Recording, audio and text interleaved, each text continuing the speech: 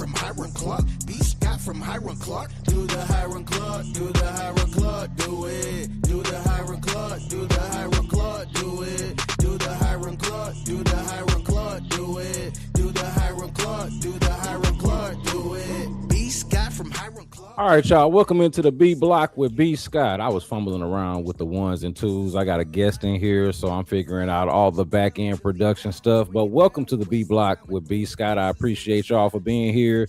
If you're not already subscribed to the B Block with B Scott on YouTube, make sure that you do that.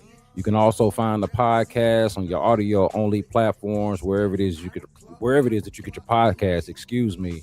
And you should also follow my guy Big Sarge, because I have the pleasure of having the guest of all guests.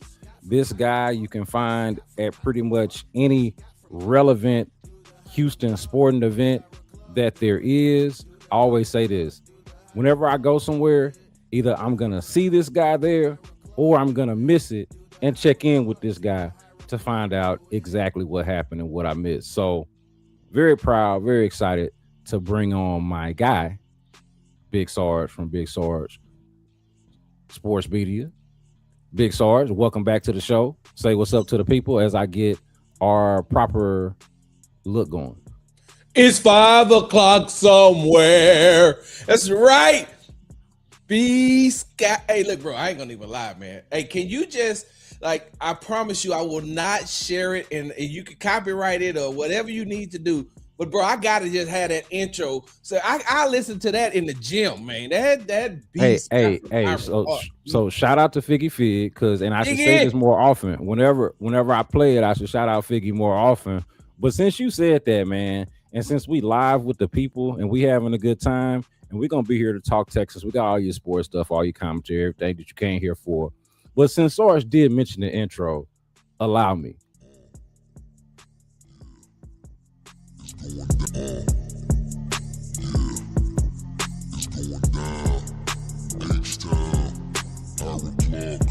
Got to get the vibes right.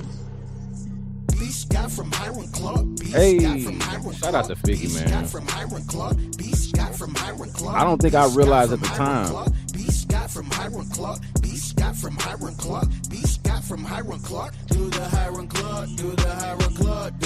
How do you do the Hiram Clark? There is no such thing. You know what, though? I gave Figgy a pass for this because he was just trying to be creative, honestly. And he not really from here. He not from Hiram Clark. He not from Houston. He was just trying to make a ill beat and flow to it. And I can only appreciate it. And you know what? I'll be honest. I should have came up with a Hiram Clark dance just because of this, but I don't really dance like that. So you can just do the South Side since Hiram Clark is on the South. You know what I'm saying? So we can just take a little bit of ownership of the South Side. But Sarge, welcome back to the program. Appreciate your time. Always a pleasure, man. Look, I wanted to talk to you since, again, this is Big Sarge of Texans Wire, Texans Tailgate Talk, Big Sarge Media. Wait, hold on. What else we got? The Unguarded. I should have led with the Unguarded podcast with Fred Van Vliet. I was thinking Texans, but we also got that. You go ahead and check me. What else am I missing? Because I was gonna say you got to take Texans Wire out. Just take Texans Wire out, because that's our good friend Cole Thompson's thing. So that's right. No longer with Texans Wire. I'm formerly of Texans Wire. Yes, formerly of Texans Wire. Now just Big Sarge Media LLC. But the point being, and y'all see that in this background right there, Big Sarge Media LLC, and that is the home base. Whatever Sarge is doing, and look, both of us have our own side conquests, like our own side gigs or whatever that we do on top of owning our own thing, the B Block podcast and the B Block with B Scott on my end over here on YouTube. You with Big Sarge Media LLC.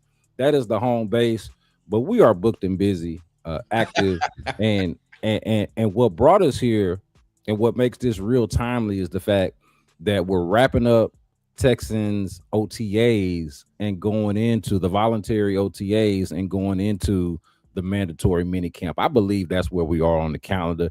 I just go to all of it and watch it and try to glean as much as I can. I say go to all of it. I actually only made it to one practice, which is why it's a benefit to have somebody like you around. But and I plan to be there all week this week.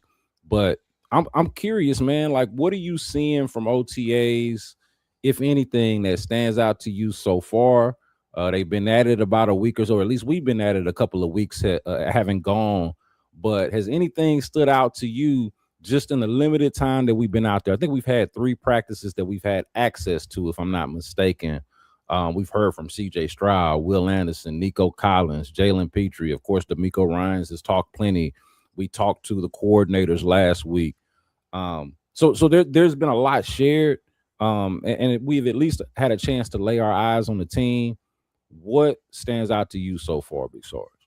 So my every time I go to OTAs, I'm looking for one thing. I'm looking to see how the second year players are coming into the season, because I know that I know that the rookies are just now getting themselves acclimated to being in the NFL. Hell, they're still trying to figure out their morning routines and what they're supposed to do, and where the meetings are, where the cafeteria is, where the training room is, what time am I supposed to be at the positions meeting, what time am I supposed to be at the team meeting. They're still trying to figure it out. What time do I need to be out on the field? What time? I mean, how do we stretch? So I never look and see how the rookies are going to get acclimated. I don't start paying attention to them until training camp starts, because I know that OTAs and minicamp are something that they have to get themselves used to. What I'm looking at is, how are these second year players coming into OTAs, right? I'm not even looking at the third or fourth year players. I'm not looking at the Wills. I'm not looking at CJ. I'm not looking at, the veterans like Davis Mills and Nico Collins. I'm not looking Dalton Schultz. I'm not looking at them. I want to see, what does Woody Marks look like? And I've seen that he's come back and he has lost a lot of weight, and he looks like he's going to be, just by watching his movement, like he's going to be quicker than he was and more shiftier than he was last season, right? So I'm looking to see how he attacks that, how he's getting along with, newly acquired David Montgomery that was brought into him to share the backfield with him. I'm looking at what has Jalen Noel done. Like, I know that he changed his number, but now that he's going to be put into a more expansive role, what is that going to look like? How is he, attacking the drills this year compared to last year?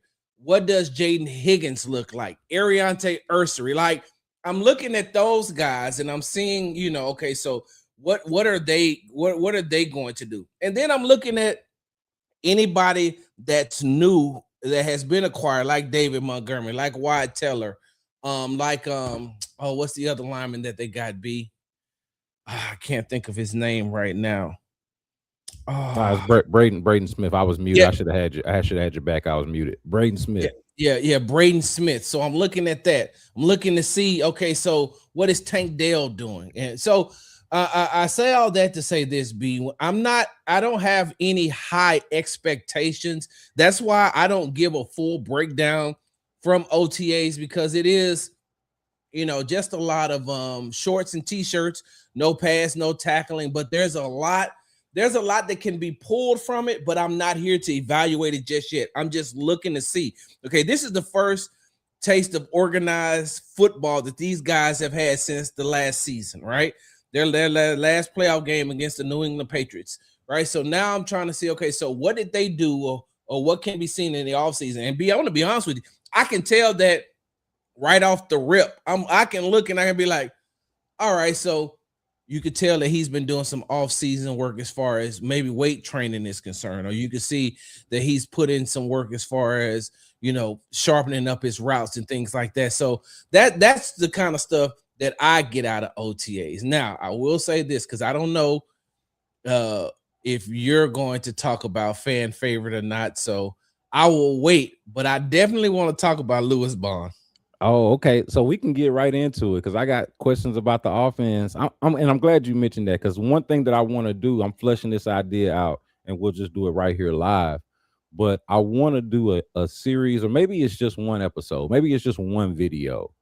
But I want to do something on camp crushes. This is something that we've been doing on the radio station for a while, and I figure I can just bring it here to the B Block and make it my own. Yep. But every year every year, and you know this, having covered the team for as long as you have and covering camps, and we're not at training camp yet, but every year there is a preseason crush or a camp crush, and by crush I mean somebody that the fan base latches on to and says, Yep. "This is gonna be the guy. This is Yep. gonna be the guy that changes the fate of the franchise." Or I'm overstating that a little bit, but I can remember years back, a decade plus ago, when it was Lestar Jean. They had a big old receiver named Lestar Jean, Yeah. and we never heard from Lestar Jean. But they would have swore to you that it was going to be Lestar Jean. I feel like, and Kiki QT is somebody that actually produced for the Texans, but I think once he did, that's President of the somebody. Kiki Guti fan club. And, Sorry. and why wouldn't you have been after what he did? And was it 2018 or whatever year it was against the Colts in the playoffs? And he had come on strong in the beginning, so that was one. British Brooks has been one in the past. I can't remember if that was last year, the year before, but whenever he first got started, so I guess that was 2 years ago, maybe. He was a camp crush. This year's camp crush is definitely Isaiah Bond, and it's funny how social media works. Lewis, I wanted to call him Isaiah too. Isaiah Bond plays for the Browns. Who is Isaiah Bond? I did that. Didn't he used to play for the Texans? So hey, but look, this is how much Buddy got to prove. Where I'm gonna call him Isaiah Bond, James Bond, any old Bond until he go out there and actually Barry make Bond. good. Hey, I'm telling you, Barry Bond. Hey, one of them Bonds, Bell Bonds. Hey, look, until he go out there and make good on this, he's a camp crush. But I'm gonna admit, Lewis Bond is somebody that I'm intrigued by and that I want to see. Look, I think that he has a role or could have a role in this offense more so, or I should say this, just as much based on how the offense wants to run and operate as much as his skill set itself, right? They want to do a lot of short passes, dink and dunk, if you will, a lot of underneath yards after the catch. I asked Nick Caley about this straight up, about like where the explosives will come from, and we'll talk about this. So this is a subject that I have for us to discuss, specifically that. But when I think about the team and what they want to do, the offense and what it wants to do, and what Lewis Bond, I almost did it again, what Lewis Bond is capable of, or what his sort of scouting profile is, it seemed like he gonna fit right in. What are the streets telling you? How you feeling? You've been to 3 practices, I've been to 1. How are you feeling about this potential? So here's my thing, right? Hear me out. B, I like Lewis Bond, as just from talking to him. And I will say this, the one thing that I'm very impressed by is he runs good routes. It reminds me of what's the young man that was in here last year, the wide receiver that I thought that the Texans might have kept. He came out of Minnesota. Him and Arion Terrestre played together. But the one that caught Jackson, I think is his last name or something like that. I cannot remember his name right now, but I thought that's who Lewis Bond reminds me of, because he runs very good routes as well. Lewis Bond runs very good routes, and my thing is, I like that. I'm watching. I'm just not ready to say, hey man, let's go ahead and put him on the 53, or let's go ahead and sign him, because I need to see more. I've only seen him in 3 OTAs, and I haven't really seen him up against the big dogs. Like, you got to go up against the big dogs, and the big dogs is Kamari and Derek, and that's in no particular order. So I don't want nobody trying to be like, oh, Sarge put Kamari in front of Derek. No. Fake controversy starting right here on the B block. We gonna aggregate ourselves and misrepresent ourselves. Fake controversy. Sarge say that Kamari Lassiter is CB1. Right. Fake news. Somebody did put that on Twitter, right? Come on. There was a thing going around. I was just like, are we serious right now? But why we got right. So I need to see him up against those guys, winning the one-on-one battles like that. And I'm gonna say this: the dink and dunk stuff I feel like fits perfectly for Jalen Noel than it does Lewis Bond.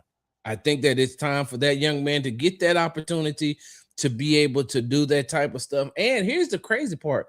You know who else the Texans have on their roster that can play slot? He's a big slot.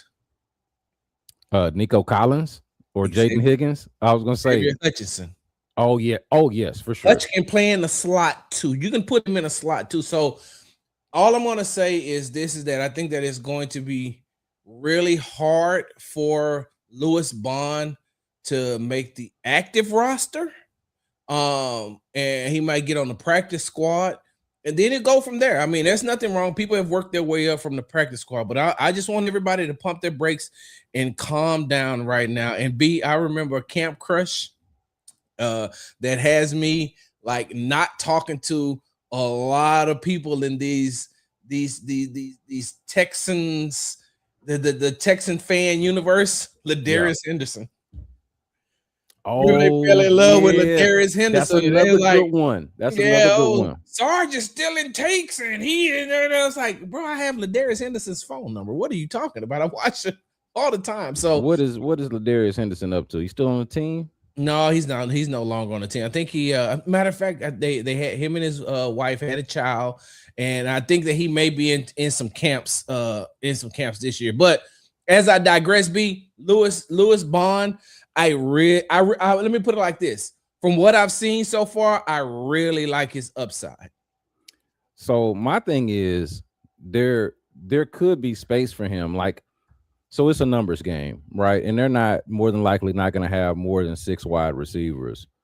But I could see him if he impresses enough. He got a long way to go. Okay. Yes. But I could see if he impresses enough. And he's kind of got a background with the offense coming from Bill O'Brien at Boston College. And there's some crossover in what he's done before and what he's going to be, what he would be asked to do if he were to make the team or if he were to get out there and play. And I just feel like so you got Nico Collins, the obvious one. Mm-hmm. You got the 2 rookies from last year who I think are also obvious, and Jaden Higgins and Jalen Noel. And I think Tank Dell, everybody loves Tank Dell. We don't know exactly what that's going to look like, and we can talk about that in a minute. But there is another one that, is going to be on the team. So there's 4 right there. And then, of course, you mentioned Xavier Hutchinson as well. There's 5 wide receivers that I just mentioned. I'm really looking at him at that 6th spot. And that's not to say that he's going to make it, but I do feel like it's open and that he is, in an ideal scenario, he is perfectly suited for it, if that makes sense. Like, if he wins the job or if he impresses enough, they're looking like, man, we got a bunch of dudes that we can line inside and outside, and then we got one dude specifically that could be like a slot specialist. And we know that that's been something that's been a part of this offense in the past, back in the New England days. I know people hate the whole Patriots South and all of the Patriots crossover, but that's basically what they're trying to do with this offense. Ain't no way around it. So I do think that he has the wet, I don't want to overstate it, but like that Wes Welker, Danny Amendola type of role, Julian Edelman type of potential role in this offense. Not that he would get that kind of volume, but that he would be that kind of player profile who is in the slot, catching short passes. Nick Caley talked a lot about yards after the catch, and that being a way where they want to try to generate explosives, which is something I was going to ask you about in just a second. But yeah, I could see him being that kind of player, if not at that level, right? Like, I'm not saying he's going to go out there and be Wes Welker, but I could see that being like a similar type of role for him, something very specific. Whereas the rest of the guys, I feel like, are inside out. You mentioned Xavier Hutchinson is a big body guy who they could line inside, but we've seen him outside too, inside, outside. He can go either way. Nico Collins is somebody that they can move around and will move around because he's their best player, their best offensive weapon. Jaden Higgins is a big body guy. I view him as more of an outside guy, but they want to do that. They could probably do that. Jalen Noel, I agree with you, is the better candidate for this. Yes. But I also think that, like, he's got a spot on the team, and they should be figuring out all kind of ways to use Jalen Noel. Oh, for sure. Slot, out the backfield, out wide, like, That's where I think that they messed up. I'm sorry, I didn't mean to cut you off, B. I was just gonna say real quickly. That's how I feel like they messed up in that offense last year, because if you're gonna bring him in, throw him into the fire, test him. Especially, you weren't getting a whole lot of production out of Christian Kirk. And I mean, didn't Christian Kirk start off the season injured, and he came back and he got injured again? And so at that point, I'm saying to myself, if we're gonna make Noel our future, if we want him to be our future, then let's just go ahead and throw him in the fire. Let him get the reps he needs right now. I think that they really did that young man a disservice last season by not getting him enough reps. And I'm pretty sure that this year they're going to make a concerted effort to get him those reps, but he should be going into year 2 comfortable with pretty much every situation coming out of his rookie season. And I still think that there is some things that, of course, that he has to learn, but these are things that he's going to have to learn this year that he could have learned last year. So I'm glad you said that, because I've been trying to figure that out. Like, what is it? What am I missing? Because it's a team, and here's why I say that, Sarge. It's a team that lacks explosiveness outside of a select few people, in my opinion. Like Nico Collins, we can put him to the side. That's obvious. But outside of Nico, slim pickings on explosive, take the top off the defense type of players. They had that in Tank Dell back when he was healthy. Okay, he wasn't healthy. They drafted that in Jalen Noel. Okay, he's a rookie playing behind a vet, and for whatever reason couldn't or didn't work his way past the vet, whether that be the stubbornness of the coaching staff or his own shortcomings or something somewhere in between. Like, to me, it looked like a short leash. Just being honest, I felt like they could have had a little bit more patience and just a little bit more belief in what his skill set was. But I say all of that to say, what I'm trying to figure out, this is where I'm trying to get to. Where are the explosive plays going to come from for this team? All right, we're looking at, big year for CJ Stroud, which we'll talk about. Year 2 of Nick Caley, which we will talk about. But I'm trying to figure out, after having watched this offense and looking at his personnel, and we got J-Rock here, and shout out to everybody that's in the chat.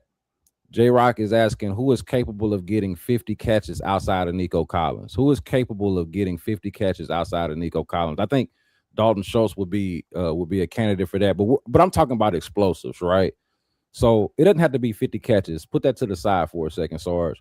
But to my question here, where are the explosive plays going to come from on this team? Is it Jalen Noel? Is it a Woody Marks after his first NFL offseason? I'm trying to figure it out. I don't have a good gauge for that. You're not going to get a great gauge for that just off of some OTAs, but it is front of mind for me. So when you look at the Houston Texans offense and you ask about where the explosives are coming from, I think that this all falls back on to second-year offense coordinator Nick Caley. And you know that you don't have the actual take the top off the defense wide receivers. That's not saying that Nico is slow, and I'm not saying Higgins is slow, Noel is slow. I'm not saying that any of the wide receivers are slow, but they don't have that Tyreek Hill type of speed, or these other wide receivers who can, some of the speedier, faster wide receivers, like some of those wide receivers that they have in Kansas City. They traded one, I remember, but anyway, they don't have that that take the top off wide receiver that as soon as he hits the field, the defense has to make the adjustments, knowing that, okay, I might have to take a couple of steps back because he's going to blow by me. At that point, now it's left up to Nick Caley, scheme these guys open. What's going on, Senor Boblé? You got to scheme these guys into explosives. And I know that this may sound crazy, B, but you're going to have to, when I mean scheme, you're going to have to do some creative type things. You're going to have to run, you may have to run a set to whereas you line Higgins up, you line Higgins up and you line, Noel right behind them. And now you got the defensive backs wondering, okay, so what's going to happen? So now they come out, bam, bam, bam, and then whatever route they decide to run, you know what I mean? They can get, they're going to have to do some type of trickery. And that's what I mean by scheming. I didn't want to use the word trickery, but they're gonna have to scheme those type of plays open, especially until around about week 4, B. Because I think that around about week 4, you get Tank Dell back. You're getting Tank Dell, who is now taking the hits, who has now gotten his conditioning back correct, who now knows what he's up against, who now knows that he's going to be called in as that type of person. Him and Noel. I would probably put both of them on the field. I'd probably go 4 wide receiver set sometimes and let Tank and let Tank and Jalen Noel do whatever they're going to do. Also, you're getting back a hybrid tight end in Brevin Jordan, who can, he's a walking mismatch when he's used the right way. He's a walking mismatch against a lot of these, linebackers and safeties. Now, the problem is he hasn't played football in what, pretty much 2 years. Basically. He hasn't played football in 2 years, and that injury that he sustained last year was horrific. And so you're going to have to wait till he gets himself back up to speed, because you're not going to get it. You're not going to get that type of explosive from Cade Stover. You're not going to get that type from Dalton Schultz. But once you get Brevin back healthy, once you get Tank back, those guys should be able to help you in some of those plays. Now, this is where you mentioned them earlier. This is where I feel that the Texans have the biggest advantage when it comes to explosives. I would motion Woody Marks out of the backfield early and often, because if I motion him out of the backfield early and often, now that means that this linebacker is going to have to go with wherever Woody's going to go. And it ain't too many linebackers that can stay with Woody Marks in a pass route. And even if so, which to the point where now I want to make a defensive coordinator be mindful of, well, if Woody comes out there, I know I'm going to have to get this linebacker some type of help. And so when I get him this type of help, that means that somebody may have to come off of Nico, and now I can get that type of help. Or somebody's going to have to come off of Jaden Higgins, and I can get that type of help. Or somebody's going to have to come off of Jalen Noel, and I can get that type of explosive. And so all of that creates scheme wise. So as long as Nick Caley can scheme some of these plays, I'm gonna be honest with you.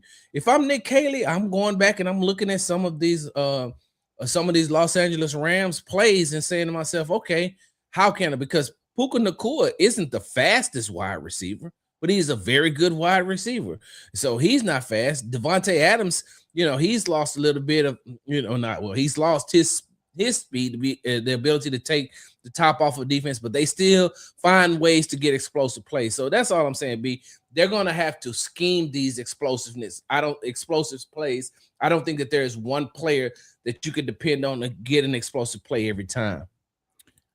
And that is why Nick Caley in year 2 is super critical, man. I would say this. This is my assessment of Nick Caley in year 1. Started off rocky, and honestly, in the beginning, it looked like D'Amico and company. It looked like the Texans might have made an error in judgment in terms of not simply firing Bobby Slowick, but then replacing him with another first-year offensive coordinator, replacing him with a whole new scheme, right? Like I thought, either if you're gonna fire Bobby Slowick, you need to stay with the same system, so bring in somebody that calls a similar system.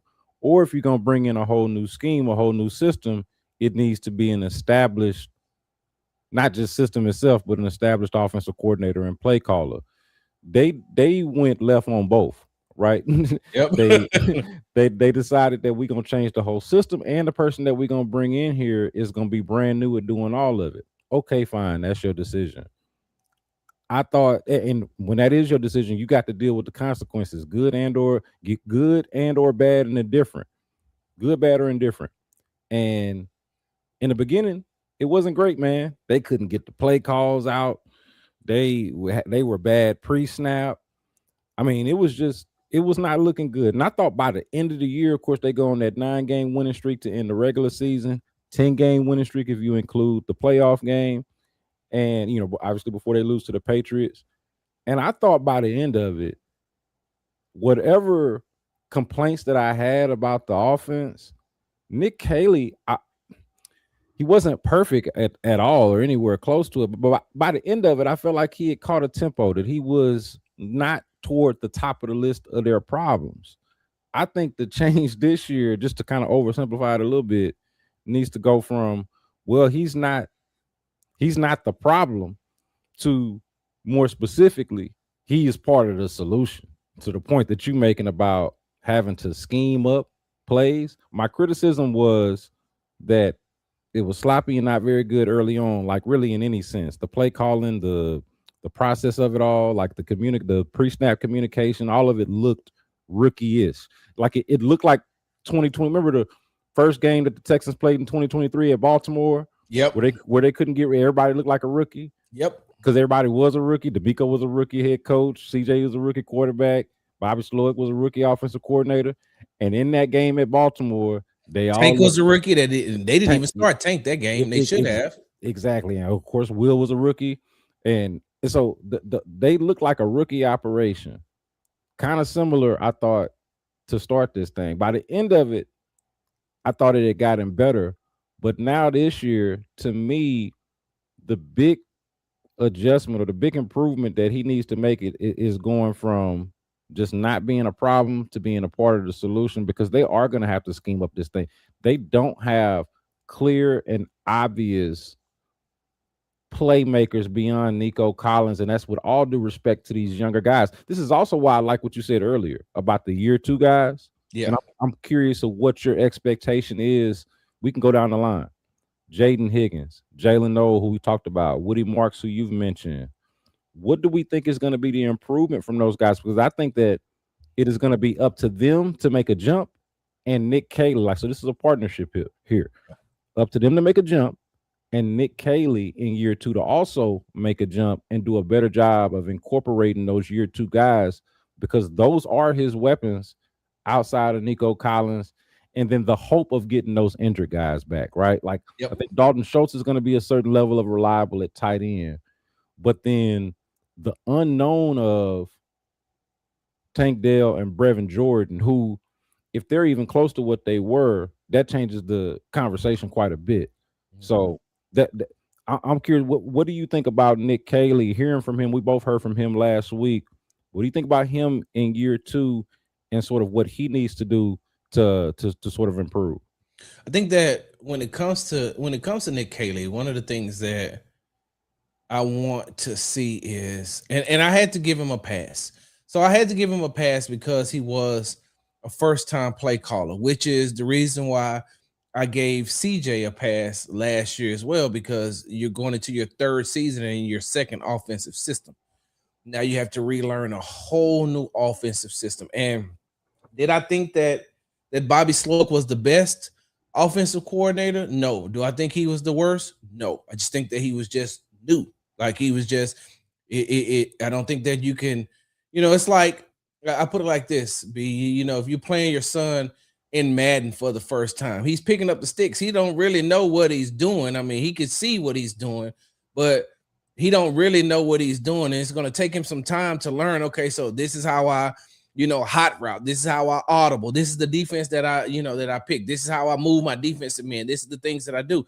And then that first year, that's what Bobby did. In that second year, you come back and you're trying to put all of that together. All the while you have a second-year quarterback. So now they say Bobby isn't good enough. Let's get Bobby out of here. Let's bring in Nick Caley. And now you're going through the exact same things. The only thing that you have now is a veteran quarterback who knows how to prepare for games, but you're having him unlearn everything that he's learned over his first 2 years outside of the fundamentals. I'm talking about plays. I'm talking about protections, all of that. Hey, get rid of that, CJ, because I'm not going to do anything like Bobby does, right? So now you bring Nick Caley in there. Now him and CJ don't know each other from a can of paint. So now they're trying to get on the same page, trying to figure out what's going on. You got other people in, you got other people in the room that has worked with CJ, but by the same token, it all starts and stops with Nick Caley. So I had to give him a pass. Because I was like, hey, bro, this is new. This is your first year of ever calling plays. And so at times, and B, I even said this to him. I said this to him during a press conference last season. I was like, hey, man, sometimes I'm talking to you. It sounds like I'm talking to Bobby, because what had happened? The offense couldn't score. The offense looks stale. What type of plays are you're calling the same type of plays in the red zone that Bobby was? You get down and get inside, you get inside the red zone, you get inside the 10-yard line. It's pretty much, hey, Kaimi, warm up, because you're going to have to kick this field goal. And there was times in games where you cannot keep relying on just let's go conservative and use Kaimi Fairbairn. You got to put points on the board. And I'm gonna tell you one game that comes into remembrance for me be when I said, hey, Nick Caley is just getting out coached, and he has to learn how to make the adjustments. Dude, one of the things what we always talked about Bobby Slowick was what? Hey man, are you making second half adjustments? Like, are you? And he told me one time, oh well, Sarge, there ain't no such thing as secret stuff, and there's no such thing as secret stuff that you got at halftime when you come back out. It's the same thing. And I'm saying to myself, hell no, because the Lions went in and what's the coach for the Bears name that was the offensive coordinator for Ben Johnson. Ben Johnson had all kind of secret stuff like they did on Space Jam. So he went in, he made the necessary adjustments. So where is yours? And so I say that to say Nick Caley at times last year was the exact same way. In the game that really stood out to me, B, I don't know if you remember watching. Was it a Monday night game that they played in Seattle? That was it. It was late. And then I know it was late because I was in Seattle and I was at that game all the while. That's when the Mariners was trying to make it to the World Series. That was the exact same night. So they had game 7, they had the game. B, there was a sequence where CJ dropped back 3 straight times and just threw the ball on a go route. You remember that sequence? I do. I remember it well. There were 3 straight times on the go route. And I'm saying to myself, oh, they don't know what the hell they doing. Yep. And then you come back and then you run the ball like 3 or 4 times. And then you come back and I'm saying to myself, bro, this deep. Didn't Will have a strip sack touchdown in that game? Strip sack fumble touchdown in that game? Yeah. I believe he did. It definitely a strip sack. Yeah, I believe so. I believe he did. Yeah. Like in that game, I'm saying to myself, the defense is keeping you in this game, but the offense is not doing crap. Yeah. And so, hey, and after, as Senior Buble points out in the chat there, after a bye week, exactly. I want to say, I do believe that was, I almost forgot about that until Senior Buble just mentioned it, because that was the part that offended me the most about it. The reason why I was as down as I was at that time, because I was like, man, they can't even get right after. They come out after a bye week, to your point, Sarge, about the throwing the ball however many straight times and then running the ball. They come out the bye week not knowing what the hell they doing. That was probably my lowest Nick Caley moment, and I think it got better eventually.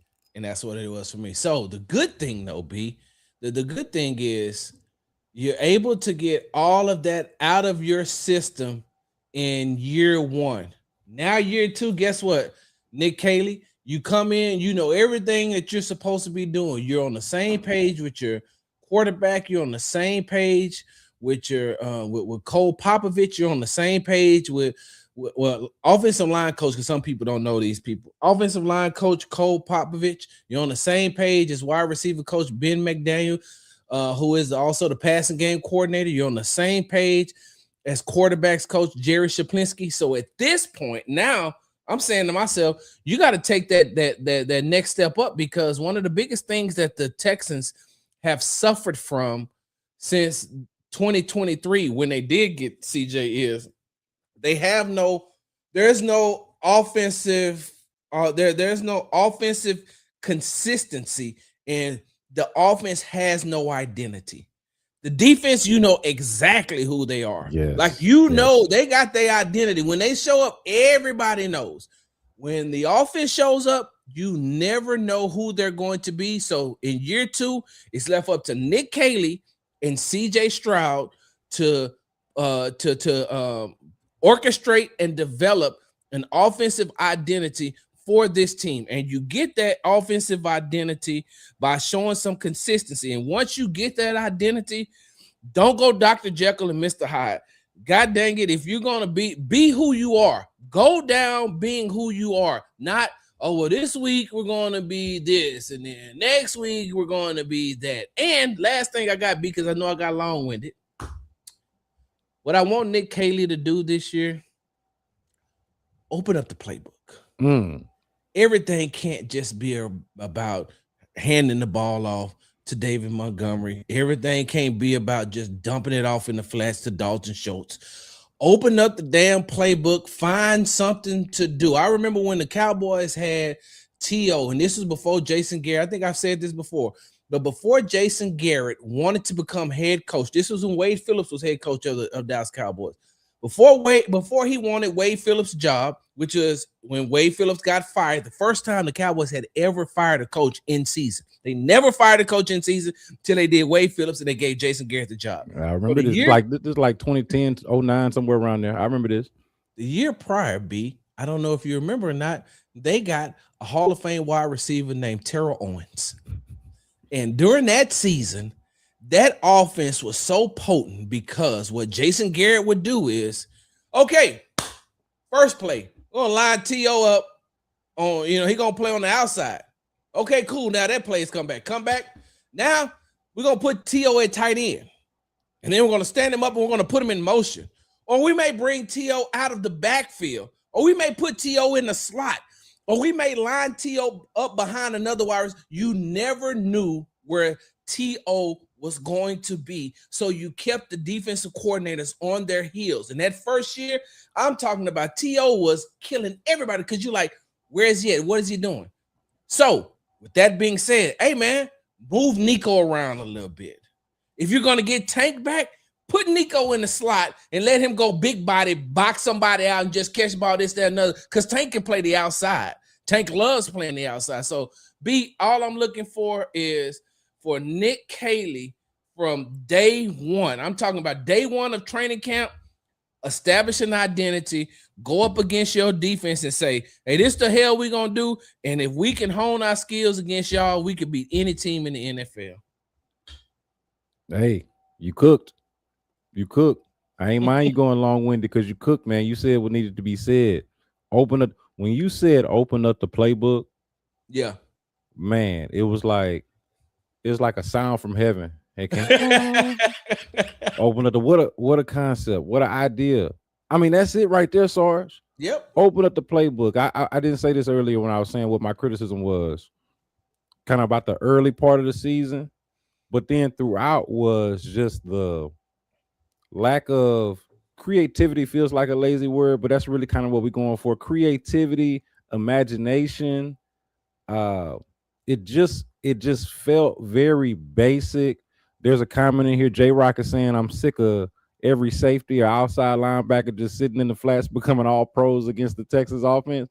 Yeah. Look, he's kind of making a joke there, but he's kind of not, because it's just like, man, there's not a lot of, you need one or the other. Like if you're gonna be a lineup and play type of team, you got to be road graders and be able to just whoop the other man's ass across from you. And then it won't matter if they know what you're doing or if you don't have a lot of creativity, because it's brute force. You don't have nothing for that.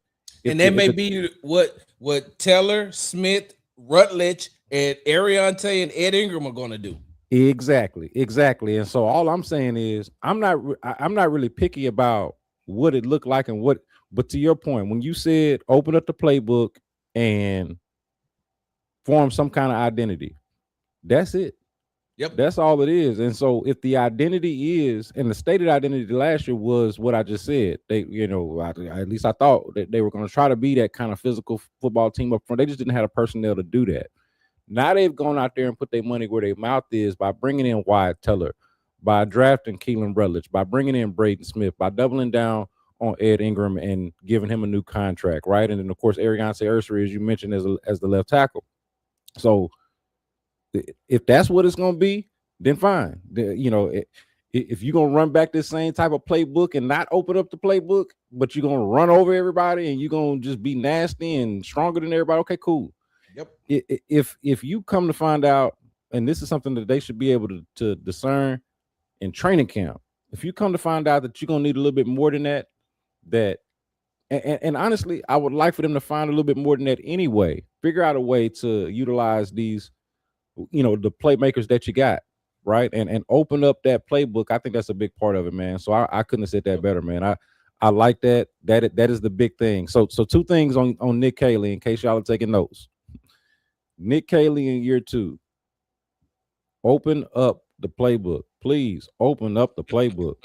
And in doing so, find yourself an offensive identity. You know, Sure. straight up like that. I wanted to ask you about CJ, man. It's obviously an important season for CJ Stroud, an important camp for CJ Stroud. He has not gotten that contract yet. There has been speculation, we'll call it, on as to whether he might get that contract before the season starts. I honestly don't know. But in terms of contract part aside, we already know that that's looming. They picked up his 5th-year option. This is around the time the guys get paid. I was looking around. It looks like Will and maybe one other guy. He is not the only guy from that 2023 class that is now up for an extension that has not gotten said extension. Bryce Young ain't got his yet. And there's a handful of guys who have made Pro Bowl, and Bryce Young hasn't even done that. But like CJ, made the Pro Bowl his rookie year. Other guys who have made the Pro Bowl and who have been good players for their team who have just not gotten that contract just yet. So it's not like he being treated like unfairly or like, somebody else or something like this kind of peculiar situation. But it is an important time. The contract is what it is. We understand that that's sort of looming large. But in terms of the season and what Texans fans want to see from CJ Stroud, what you anticipate seeing from CJ Stroud. It's an important camp for Stroud. I'm curious just to hear from you, man. What do you think about how CJ's looked so far? Of course, we've only had a few practices at OTAs. What have you thought about what you've seen from him? Some of the things he's had to say when he spoke and what others are saying about him. Because others have talked about him having a little bit more of a command. And I think this comes with maturity and experience. But what do you think of what you've seen from CJ Stroud so far? Hey, B, this is a family-friendly show, so I can't use profanity on here, right? No, man, the family, it is family friendly, but if you family with B Block and if you family with B Scott, then you understand that sometimes profanity will slip out. Sometimes profanity is called for. We'll just be cussing people out or cussing for no reason. Yeah. But if a cuss word helps accentuate a point, we'll use it. So we listen, we do not judge. Let me say this, B. The thoughts, views, and opinions expressed by Big Sarge on the B Block podcast is Big Sarge's and Big Sarge's alone. They do not reflect anything about the B Block or Brandon K. Scott. You heard the disclaimer, right? Make sure, B. That was it. I'm marking the time, B. I'm marking the time. Put it down as a disclaimer. All right. I got you. B, I've heard some of the stupidest shit that I've ever heard when it pertains to Texans quarterback CJ Stroud. Now, I say it like that, and everybody knows that I don't have to put the Texans in front of it, but damn it, I got to do it. When it comes to Houston Texans quarterback CJ Stroud, he deserves every damn penny that he gets. Every last nickel. I'm talking about all the way down to, listen, I don't care if they have to pay fees to deposit his millions every Tuesday after he signs this big contract that he's going to sign. Now, he deserves it. B, you're talking about a young man that in his 4th year is playing with his 4th offensive line. This is his 4th offensive line that he's played with. So we talked about offensive consistency earlier when we talked about Nick Caley. So CJ has to come into training camp every year saying to himself, all right, so at one point, I do the only consistent thing I knew I had coming in early was Laramie was going to be over here and Titus was going to be somewhere along the line. I don't know if it's going to be at right tackle or left guard. He was going to be somewhere. And then guess what they said? We can't afford to really keep Laramie, so we're going to take Laramie away, and then we're going to draft a rookie. We're going to go out and we're going to get 3 players, and 2 we're going to one we're going to cut before the season, trade before the season starts. Another we're going to outright cut. Another one we're going to keep. Okay, cool. So now CJ comes into the season again saying to himself, and as a matter of fact, B, if I'm not mistaken, 2 years ago, the offensive line that CJ Stroud had to play with didn't even practice until the last week of training camp together. They didn't practice at all. You remember Laramie was recovering from an injury. Titus was recovering from an injury, and then everybody else just like, all right, come together. Some people got to play, some people didn't. You got Blake Fisher playing, you got Kenya Green playing. Like CJ is saying to himself, all right. So then last year you bring him in and you're saying to yourself, okay, so CJ, here you go. This is what you got. All right. So now you want me to take 6 weeks to get to know these guys when it's 6 weeks getting to know these guys. So now they gotta learn my cadences. They gotta learn the protections. I gotta learn to play with them. I gotta learn their habits when I should be going into my 4th year with at least 3 offensive linemen that I'm used to playing with. At least when you had Titus, he knew without a shadow of a doubt, Titus got my back. Without a shadow of a doubt, Laramie got my back. And I know all this bull crap gonna come out about, well, when CJ was down, nobody ran over to pick him up. Hell, they didn't even know what was going on. So by the time they figured it out, CJ was already getting up. So with that being said, B, this young man has never had consistency when it comes to a complete offensive line. This year, he's playing with what? 2 people that he's familiar with in Ariante Ursary and Ed Ingram. Who play on different sides. Who play on different sides of the line, by the way. They not even they not nowhere next to each other. Exactly. You gonna roll Trent Brown back out there? Trent Brown is like 78. Yeah. Now he's big, so he takes up space. He can get in the way. But we know Trent Brown's good days has passed him by, and that is no shot at Trent Brown. It's just that Trent Brown was amazing in his prime. He's past his prime now, so you're gonna bring in 3 different dudes. We don't know if Jake Andrews is going to play center. And if Jake Andrews doesn't play center and Keelan Rutledge, now you're giving him another center that he's had. So you're going to give him Jake. He's had Jake Andrews. He's had Jared Patterson. He's had Michael Dieter. Yes. So now you're like, okay, so all right. So what are we doing here? Has he had a back-to-back center yet? No, I don't think he. It's because he had like what he had. Michael Dieter, Juice played a little bit. Jake Patterson played a little bit. Patterson played a little bit. Like it's been a turnstile. We focus on left guard quite a bit because we understand the situation there, and they brought in Wyatt Teller to fill in that spot. Hopefully that's fixed. But just as much of a turnstile at left guard, it's been at center. To your point, man. So that's what I'm saying, B. You've never given this young man any type of consistency to prove that he is like everything that CJ does is because of who CJ is. Like, let's just keep it 100 right here on the B Block podcast, right? Because we hanging out on the block, right? Let's do it. On. Let me get a drink. Hold on, B. I'll sip mine. B. Everything that CJ Stroud has done has been because he's CJ Stroud. Going to the playoffs, winning the division, winning the AFC South 2 years, right? 2 years and 2 years in a row, and then going to winning 3 wild card playoff games, going to the division around 3 years. All that is on the offensive side is because CJ Stroud is an amazing quarterback.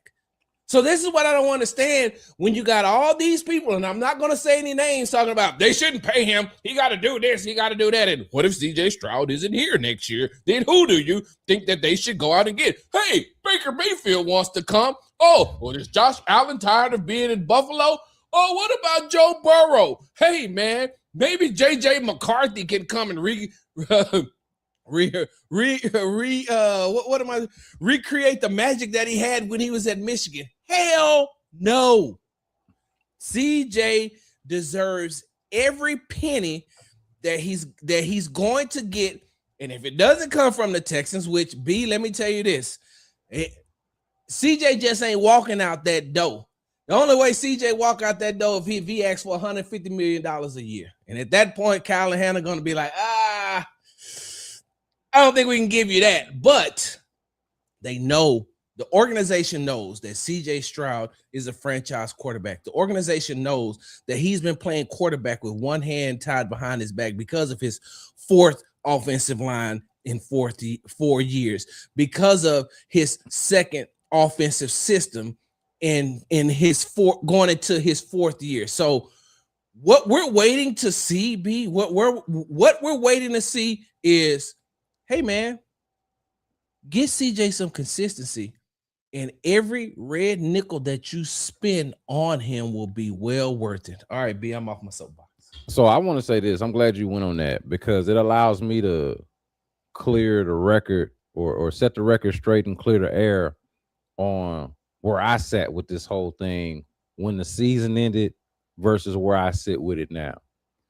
Because I'm not gonna lie to you, Sarge, we keeping it real on here, right? And we always do.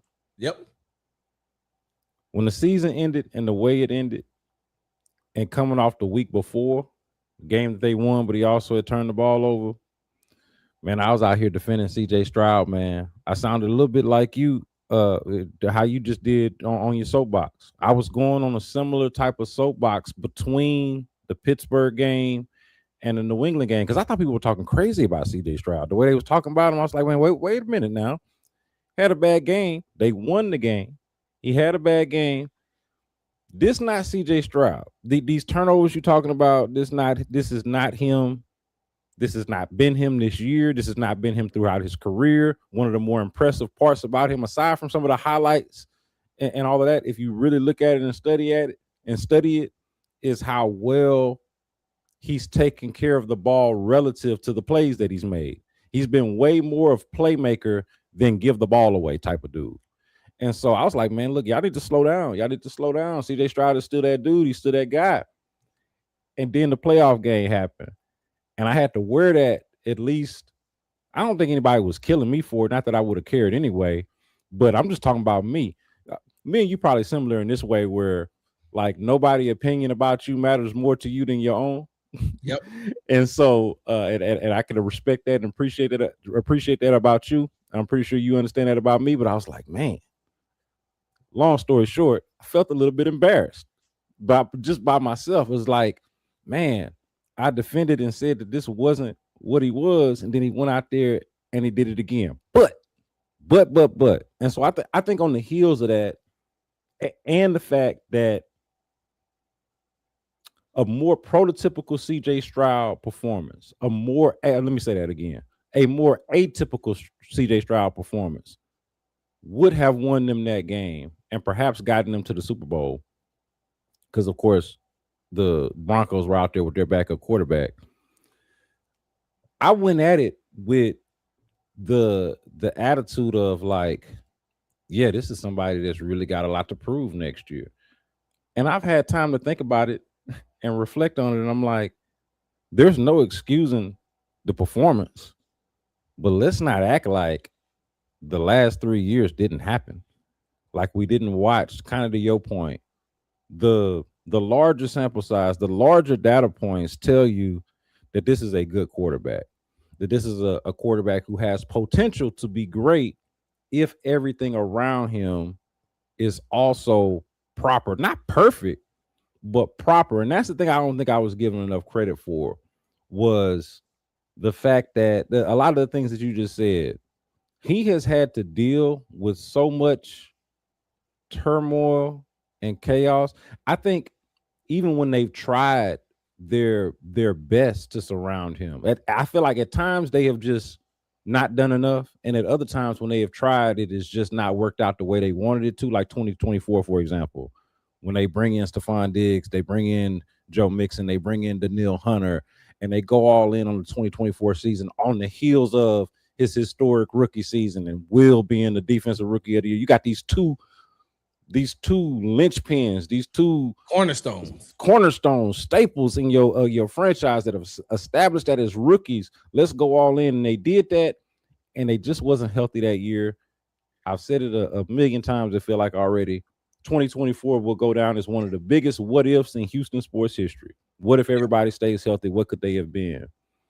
But I think at some point, and maybe the raw emotion of it all, I lost sight of what the journey, which is inexcusable because I've actually been here for all of it, what the journey really actually looked like and how we got up to that point.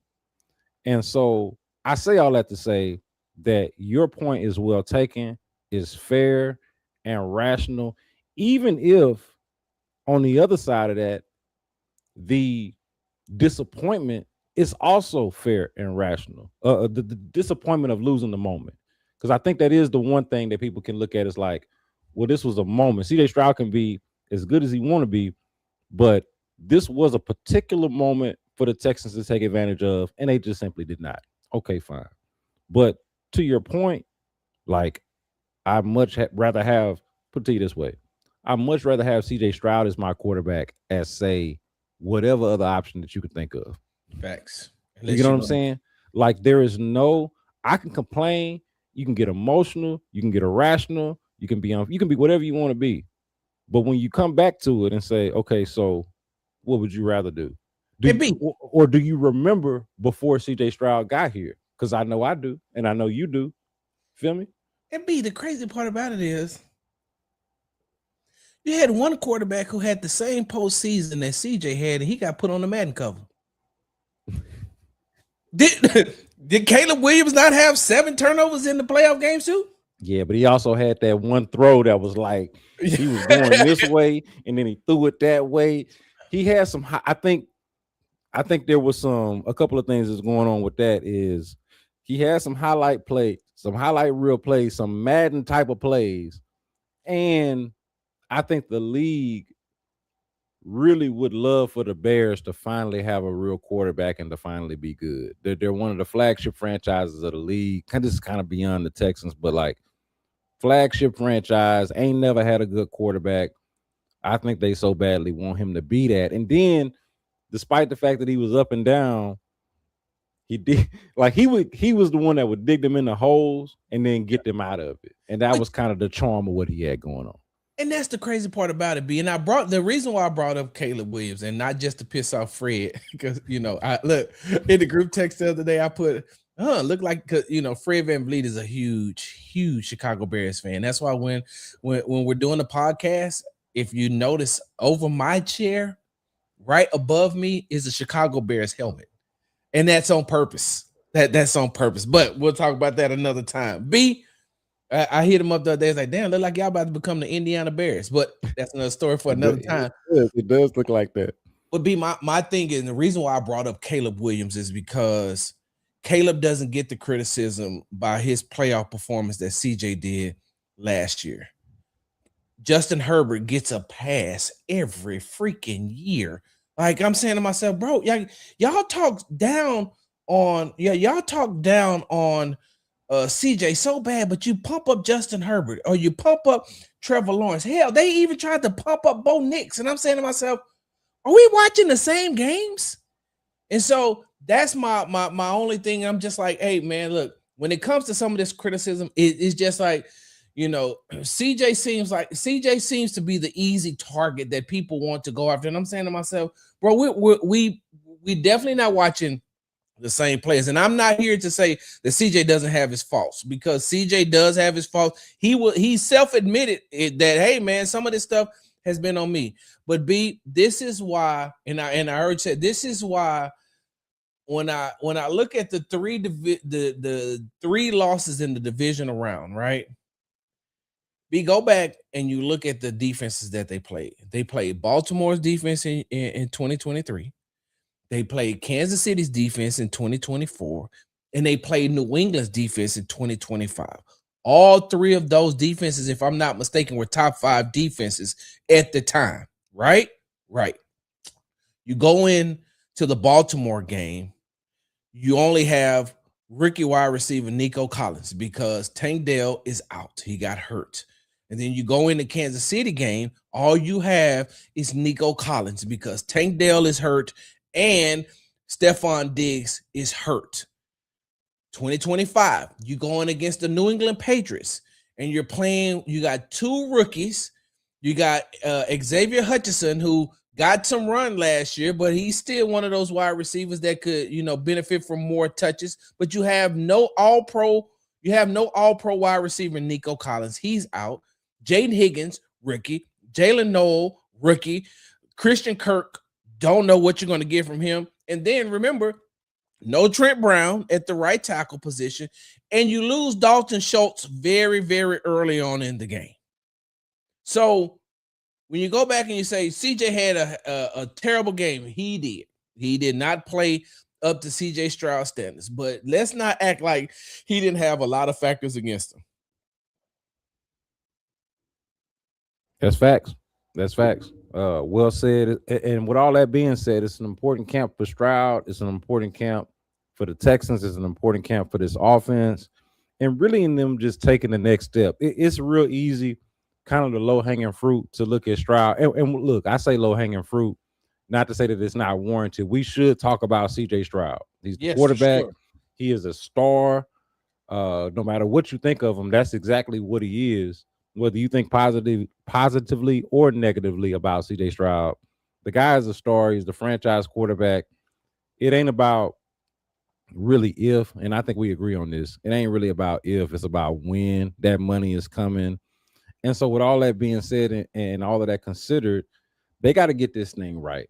They got to figure this thing out. And look, we'll see what it looks like. But with CJ Stroud, Nick Caley, these weapons, this offensive line, all of it, man. Like I think it's got to be on everybody, and all of it has got to come together. I think there is a certain level of responsibility that everybody has to shoulder.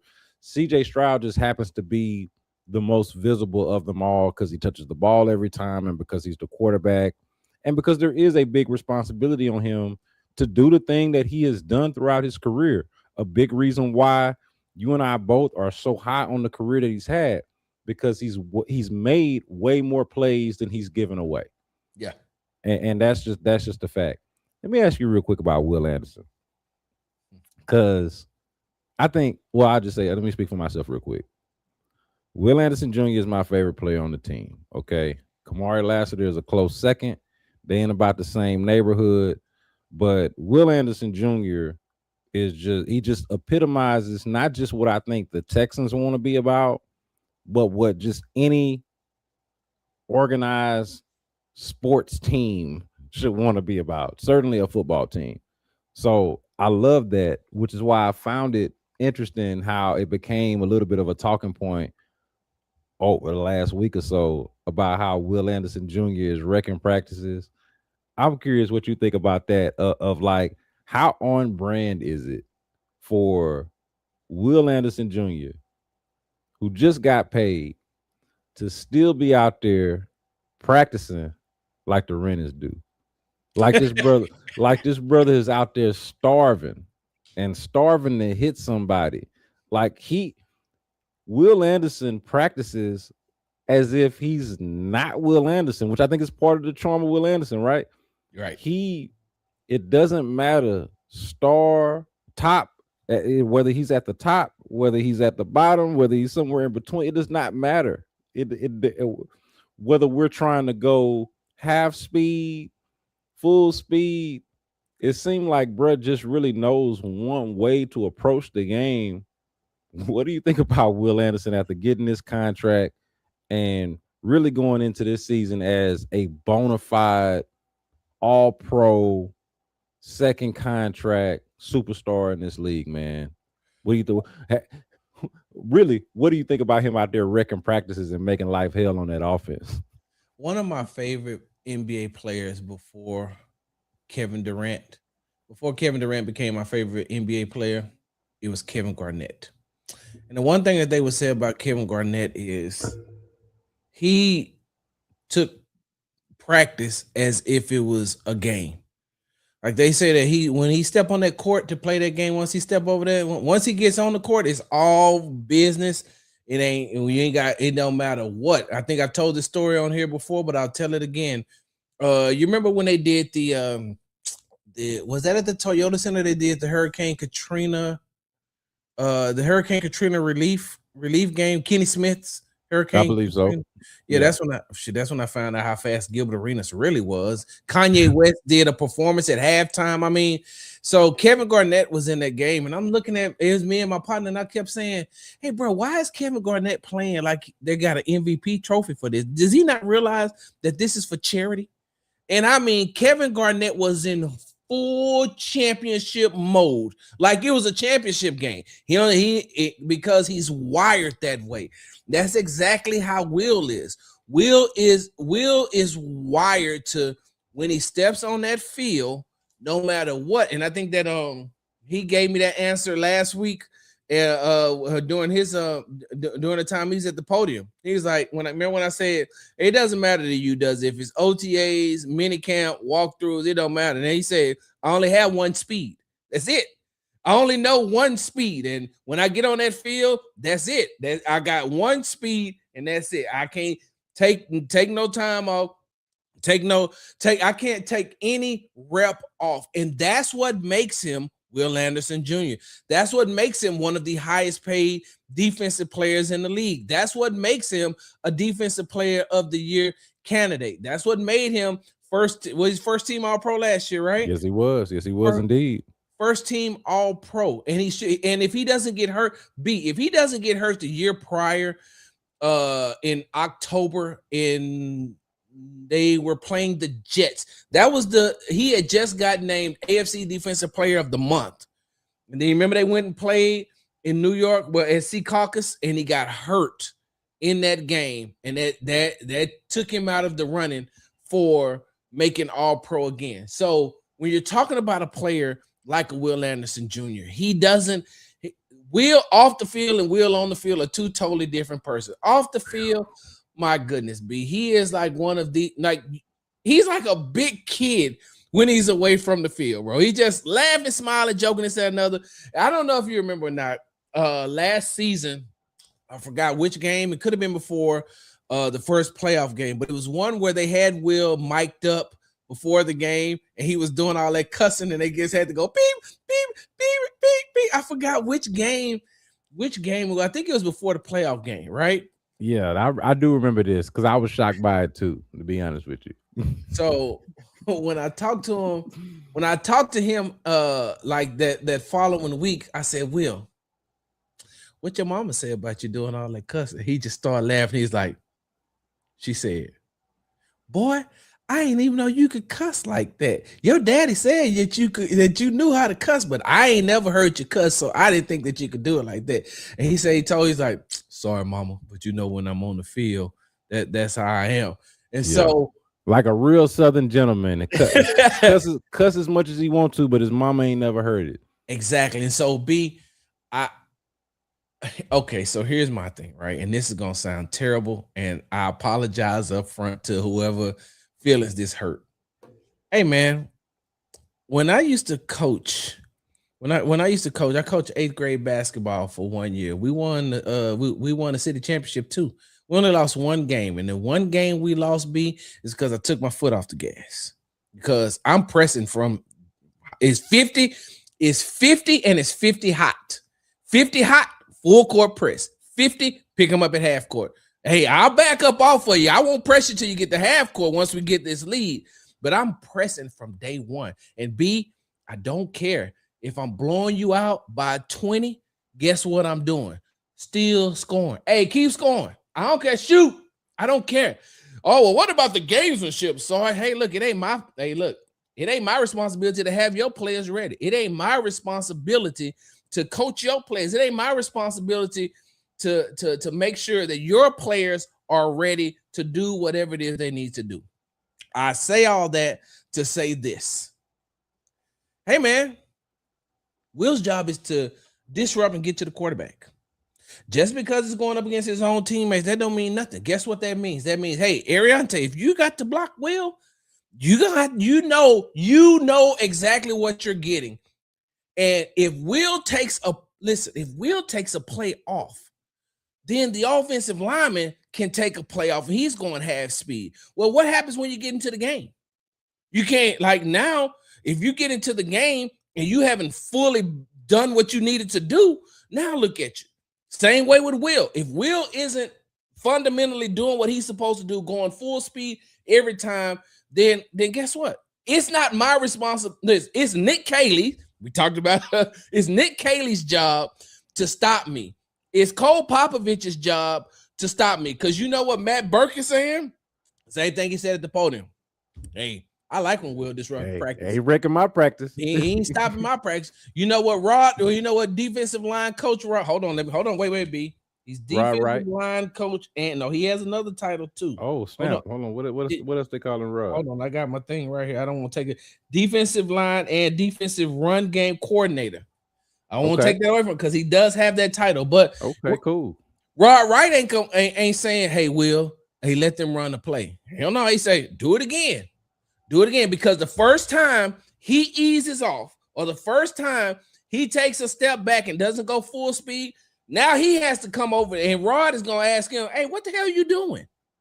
Now, well, I was trying to let them, I don't give a damn what they trying to do. What we trying to do over here is win a championship. What we over here, we trying to prevent them from doing what they need to do. And if we don't do what we need to do, then they can't do what they need to do. That's why I said early, hey, man, you're going to have to find some type of offensive identity. You're going to have to find some type of schemes. You're going to have to find some type of plays, because if not, Will Anderson Jr. and Danielle Hunter are going to disrupt your entire training camp.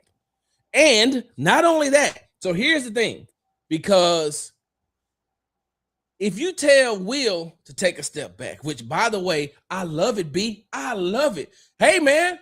When you line up against both, hey, listen, Will gets a paycheck, Ariante gets a paycheck. It's a job, or whoever he got to go up against on the other when he's on the other side. And I think that, in all honesty, I think that Tay's going to be one of the best left tackles in the game here in the next 3 years. But that's another stay tuned. No, I'm with you. Stay tuned. Stay tuned on Ariante Ursary. I'm with you. So now, okay, so if you don't want Will to wreck practice, right? So you're saying, all right, coach, hey, can we get Will to slow down? Cool. Hey, Will, you slow down. Hey, Sting, Kamari, turn it up. Hey, Aziz, turn it up. Hey, Henry. Hey, Reed. Hey, Kalen. So now if you got them, you don't want Will disrupting practice, then what the hell you going to do with the rest of them? You going to tell everybody, slow down. If that's the case, then why are we even over here? You should just be, hey, put us back on this side so we can go do what we need to do. Y'all stay over here and practice against air. So I love it, B. And if anybody don't like it, that's letting me know your work ethic. Hey, look, it's hard for it. I say this. If the worst thing about you is that you work too hard, or that you care too much, or that you push everybody else to get better a little bit too much, I feel like I can live with that. Like, think about Will Anderson Jr. Nobody is perfect, right? Yep. But if your imperfection is gonna be this, I'll take that. Like, at least you know he cares. At least you know. I hear fans lament all the time about guys in contract years, how they'll perform in a contract year, but once they get paid, they get relaxed. Or if things go south with an organization, they might mail it in a little bit. Will Anderson Jr. is somebody that you can count on for as long as he's going to be here, for as long as he's going to be a part of the organization that you root for, whatever organization that might be, and it's the Texans in this case. He's going to give a damn.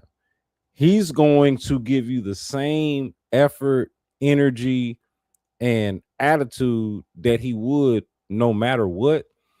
And maybe that comes off as corny to some people, but to me, it's the consistency that Will shows you, and that defense overall shows you, that the offense should be trying to replicate. And if they do replicate, now these boys is cooking with grease. Now the Texans got something going. If you can get, never mind Will Anderson wrecking the practices for the offensive side, can the offense wreck practice for the defense? Look, and I understand we're talking about different caliber players. Will and Danielle are higher caliber players than pretty much anybody that the offense is going to be able to combat them with. I get that. But damn it, where's your pride? Where's your competitive spirit? Here's what I'll say about, and I'll make this point. I just thought about this as we talking about it. One thing I want to see at minicamp, and let's really like transfer this over to training camp. Let's put this even further down the road. Yeah. I want to see the offense make life hell on the defense. Right. Everything we talk about over the last couple of years, and this is just for the competitive nature. Not that I'm rooting for one over the other, but there is a difference here between what one is and what the other is. I would love to have a practice or two. Hell, let me get greedy and say maybe a whole week where we just talking about, man, the offense was busting their ass. Yep. They was doing this, that, and the third, whatever it is, you know, as opposed to what we hear. And shout out to Will for being what he is, but this need to be the standard to me, as opposed to maybe trying to get Will to take a little bit off. Let's get everybody else to turn it up a little bit. Yep. Am I crazy for that? I mean, should that be a reasonable expectation when we're talking about trying to go from really good to great? Because that's what the Texans are. The Texans are they're a good football team. Yeah. Slow clap. You know what I'm saying? Hey, I'm happy for you. And I talked about this earlier. I mentioned this earlier, at least. We remember what it looked like before all these guys got here. Before DeMeco Ryans, before CJ Stroud, before Will Anderson Jr., before Tank Dell, before all of these guys got here, it wasn't so great. You and I were here for it. Before Kalen, before all of these guys. Yeah. We were here. A lot of the audience was here for it. Let's not forget. Let's just ask, and Senior Buble is mentioning this in the comment section in the chat. Let's ask everybody else to raise it up a little bit. Be your version of, you ain't got to be like Will Anderson, but be your version of that. What is your version of that level of intensity, competitive spirit, and desire to be great? Where is your version of that? Level up. Say all that to say, level up if you on the other side of Will. Yeah, because it's going to be hard to turn. Look, you turn Will down, and I know I mentioned those other players, but you can't turn Jalen Petrie down either. No. You can't turn him down. There's no way he knows any other way but full speed. Hey, these some damn maniacs in the best way. Let's just go ahead and be real about it. On this defense, in the best football way possible. And Jalen Petrie is another one of those who, like, off the field and away from just the violence of the game, is another one of those guys where you're like, I say this about Will all the time. It's like, man, I wouldn't mind if my son just kind of followed him around. Right. Listen to me, watch Will. You know what I'm saying? Listen to your dad, but watch what this young man do. Watch what this man, Jalen. They're those types of guys. But to the point of the team, I want to see the offense kind of match that and match the energy. Don't resist it. You know, that's for the offense, and that's for anybody that's observing this team as well, I think. I'm gonna say this, B. I don't think I've said this on here. I may have said it in a past podcast last year, a past show last year. But so one of the reasons why Will is like he is, so Will has always played up. If you know what I mean by that. So like when Will was like 5, Will was playing like against 7 and 8-year-olds. And then when he was 6, playing against like 9-year-olds. So Will has always had to go up against bigger guys. And one of his best friends, I can't think of Kayvon's last name, but one of his best friends is the high school coach, the youngest high school coach ever in Georgia history. But he's the head coach of the high school that they played at, that him and Will played at in Georgia. So Kayvon is the head coach there. He told me last year that, and this was a story that was floating around because Will's father had told me this, and then Kayvon's father had told me this, and then Will Little League coach. So I finally had to ask, Kayvon, hey man, what happened? He's like, man, he said Will used to come home crying every day. Because they stayed next door to each other. He said Will used to come home crying every day. And he said, and he should have, because like we were always bigger than Will. Like we were always bigger than him. He said, but the one thing that you couldn't stop was his motor. And I'm so glad you said that. I'm gonna put this clip out. I'm letting your viewers and my viewers know this. I'm gonna put out this clip from last year from Will's football camp down in Dutchtown, where they talked about, man, look, they used to make Will would cry in practice but he always get up and come back, get up and come back. Did he ever want to quit? Never wanted to quit, but he always knew like there was always these kids bigger than him to the point where Kayvon knocked snot out of his nose. So, but Will never quit, and so I talked to his Pee Wee football coach, and he said Will used to be in the game, and Will would mess up, and his daddy would be like, "Take him out the game." And Will's coach would tell him no. He said, because I can teach him fundamentals. What I can't teach him is that motor that he has. I can't teach him that. I can't teach that. I can coach it to the best of my ability, but the motor that he has is what's going to take him far. And so that's why, now I just thought about that. I was like, Will has had this motor. He's played this way since he was younger. Yeah, you don't want to take away what makes Will Anderson Jr. Will Anderson Jr. Yep. Like the player that was worth them risking it all, if you will, to go up and draft, right? Remember that when everybody was criticizing that move, they was like, "Ooh, that's Will Anderson. We like Will Anderson, but that's a little much. That's a little much," which was actually true. But you got to factor in who the player is. Well, this is the part that we're talking about here. It's like, but there's something that's a little bit different from just talent, production. There's an extra layer here that is worth exploring on top of all of that stuff that we're talking about here. So, yeah, man, it's. I'd much rather, similar to how I'd much rather have CJ Stroud than whatever the alternative is. I'd much rather have Will Anderson wrecking practices than, let's say, risk him losing that edge or being ordinary, right? I credit him for not wanting to be ordinary, for wanting to be special, for wanting to turn it up and to push his teammates and to push himself. I think it's about both, right?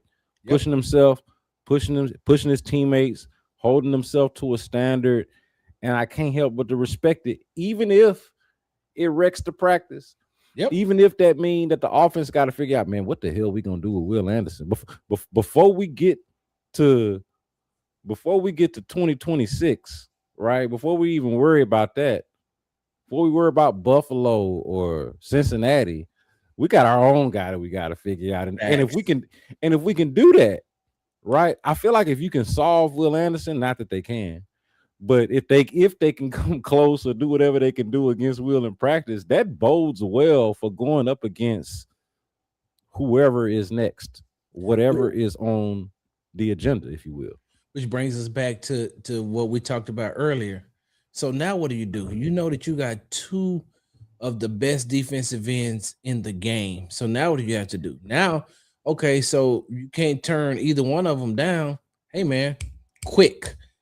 What are we scheming up? Hey, get the ball out of CJ hands. Or, hey, let's find some way. Let's open up the playbook. Okay, so how can we use that against them? One of the things that the Eagles used to do with the Cowboys when the Eagles had Brian Westbrook as their running back, I think that was his name, Brian Westbrook. What they do? Oh, let him come. Throw this screen out in the flats. And then we're going to make it to where some way, somehow we're going to slow them down. Oh, hey, look, we got to find some way to slow them down because they're not going to go up against Will Anderson and Danielle Hunter every week. But you just got to be able to have that in your pocket just in case something happens. What if you have to make adjustments on the line again, and now you're putting someone over there that hasn't played there before or is not used to playing there? In the back of your mind, we got something that we know that can at least affect or slow down some of the faster defenses that we have to play against.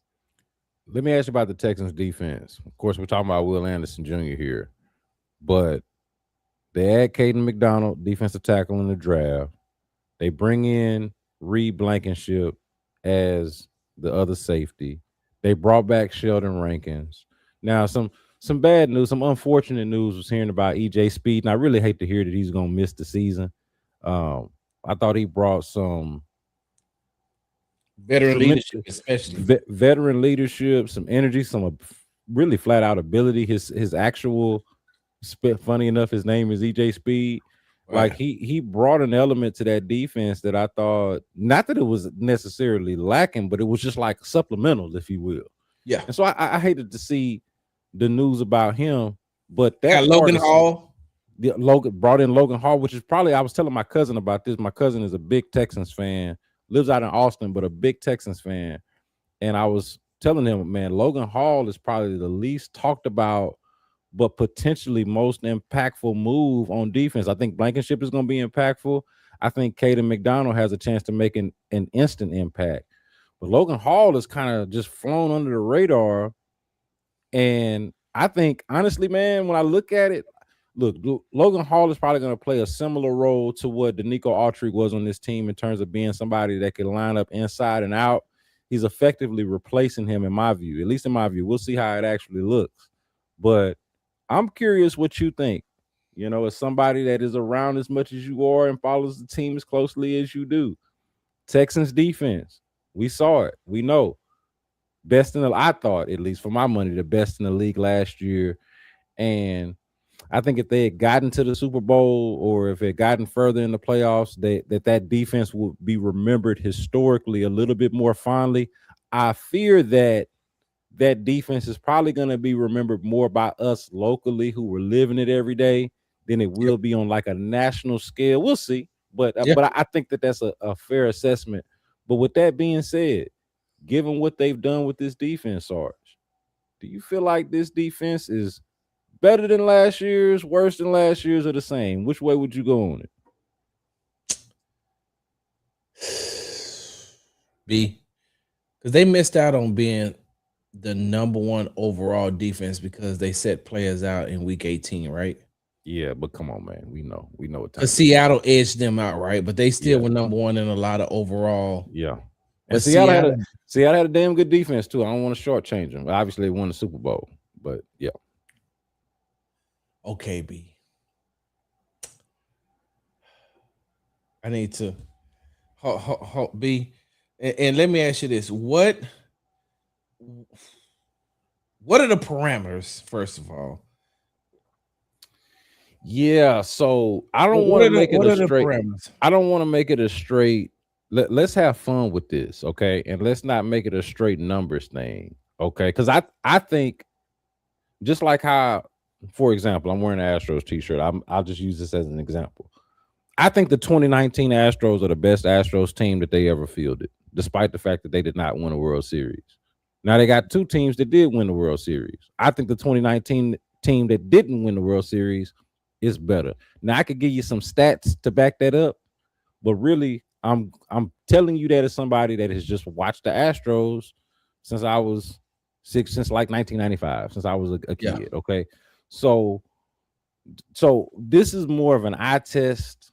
You and I, as experts in this field and on these teams and on this league, don't have to make it a numbers thing. They don't have to. What I'm saying is they don't have to rank as the top defense necessarily for you to believe this. Okay, so I'm just saying, based off of the additions that they made and whatever you view as what what they don't have, right? They lost Tim Settle, like however you want to look at it. They got Tommy.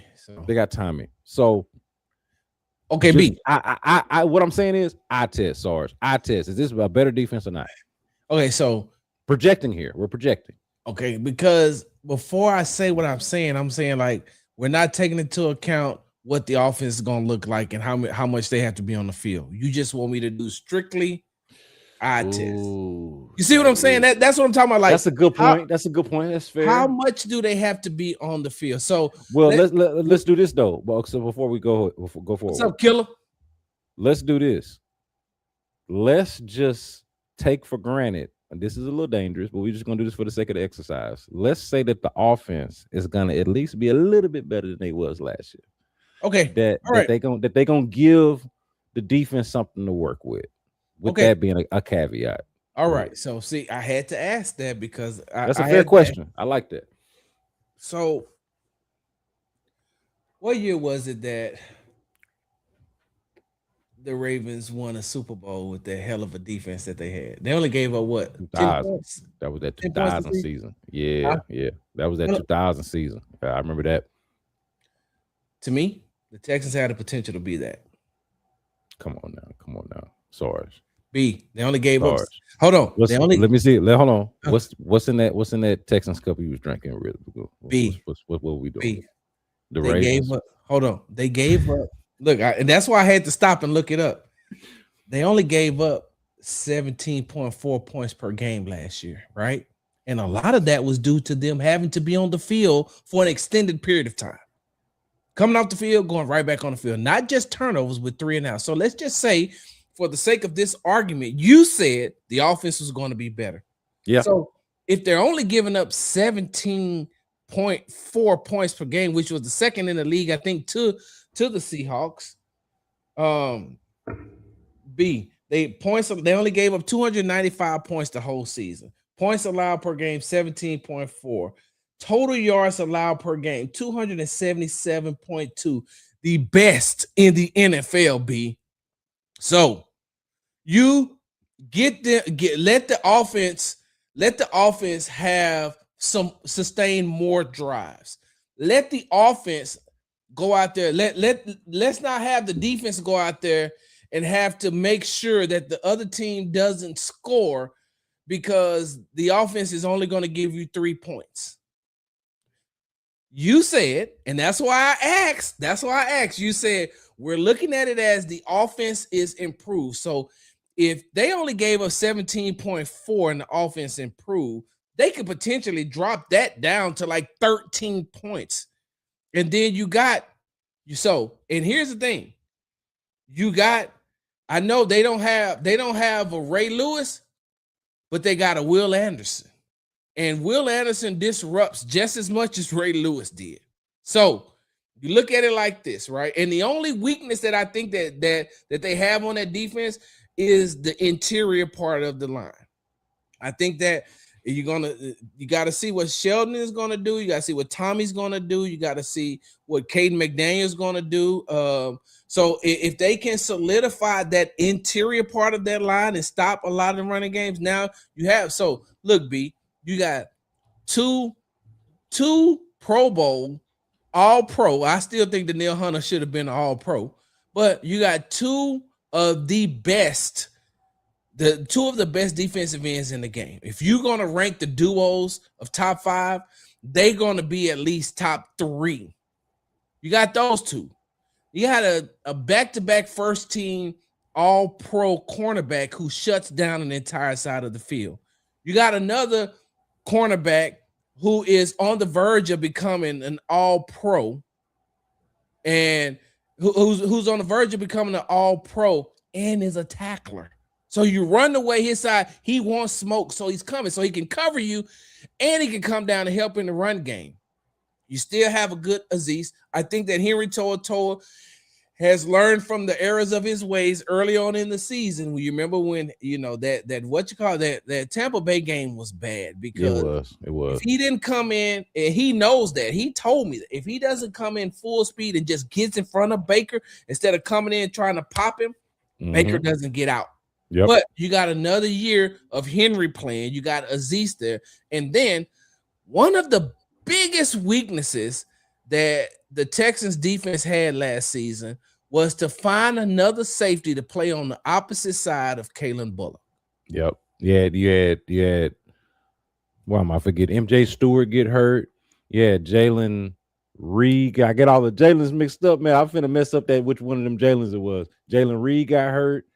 MJ Stewart got hurt, and the CJ Gardner Johnson signing just did not work out. He was gone as quick as he got here. Yeah. So, to your point, that it was a turnstile at that position, almost like it was left guard or center or something like that. And I know people may think that I'm overreacting, but let me ask you this, B. At any point in time last year, when you watched them, okay, I'm gonna put it like this: the Texans went 12-5 last year, right? That's right. They started out 0-3. They did. What happened once they got rid of CJ Gardner Johnson after going 0-3? Yeah, I mean they started off 0-3, and then they were, I think, 3-5 at one point. They were 2-3 going into the break, right? You did see it to the point. It almost didn't matter who was that other safety, whoever that other safety was. even if he wasn't as talented as say C.J. Gardner-Johnson or Reed Blankenship or name your favorite safety opposite Kalen Bullock, excuse me, that whoever that guy was competent, at least maybe not as talented, but was competent, or at least on the same. Let me another way, a better way to put it, at least on the same page with the rest of the defense, which did not seem to be the case early on in the season with C.J. Gardner-Johnson.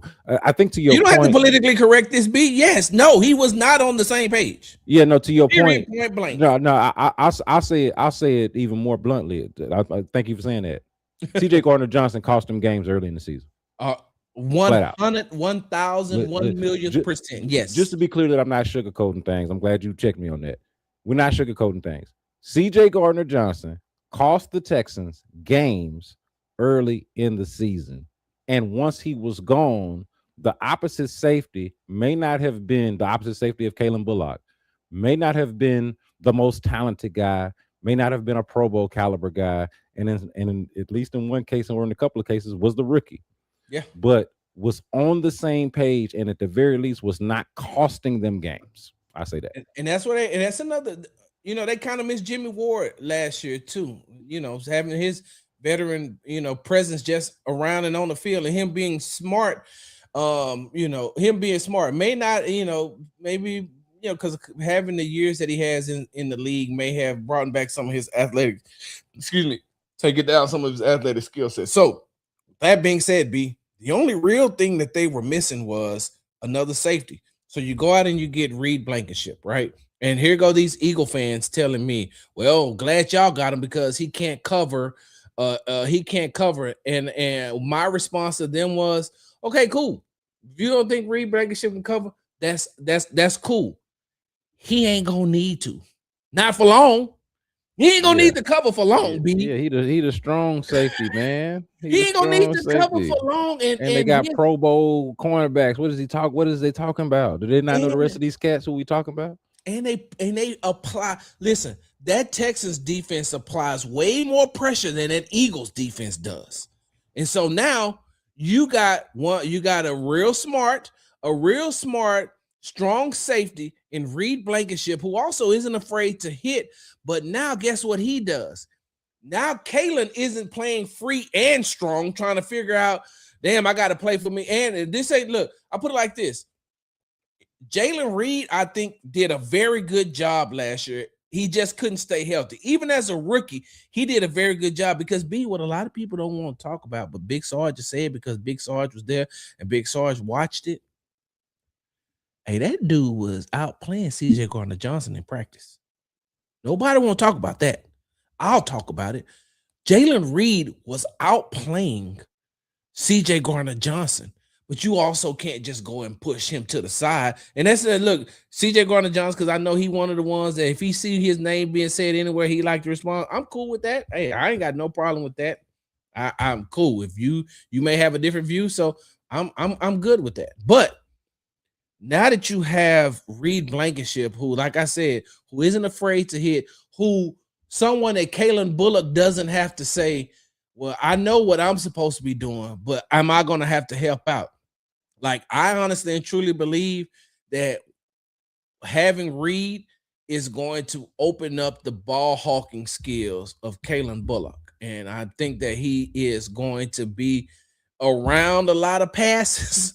He's going to be in the presence of a lot of tip passes. He's going to go and get a lot of passes. So that's why I made the statement that I made. If you give that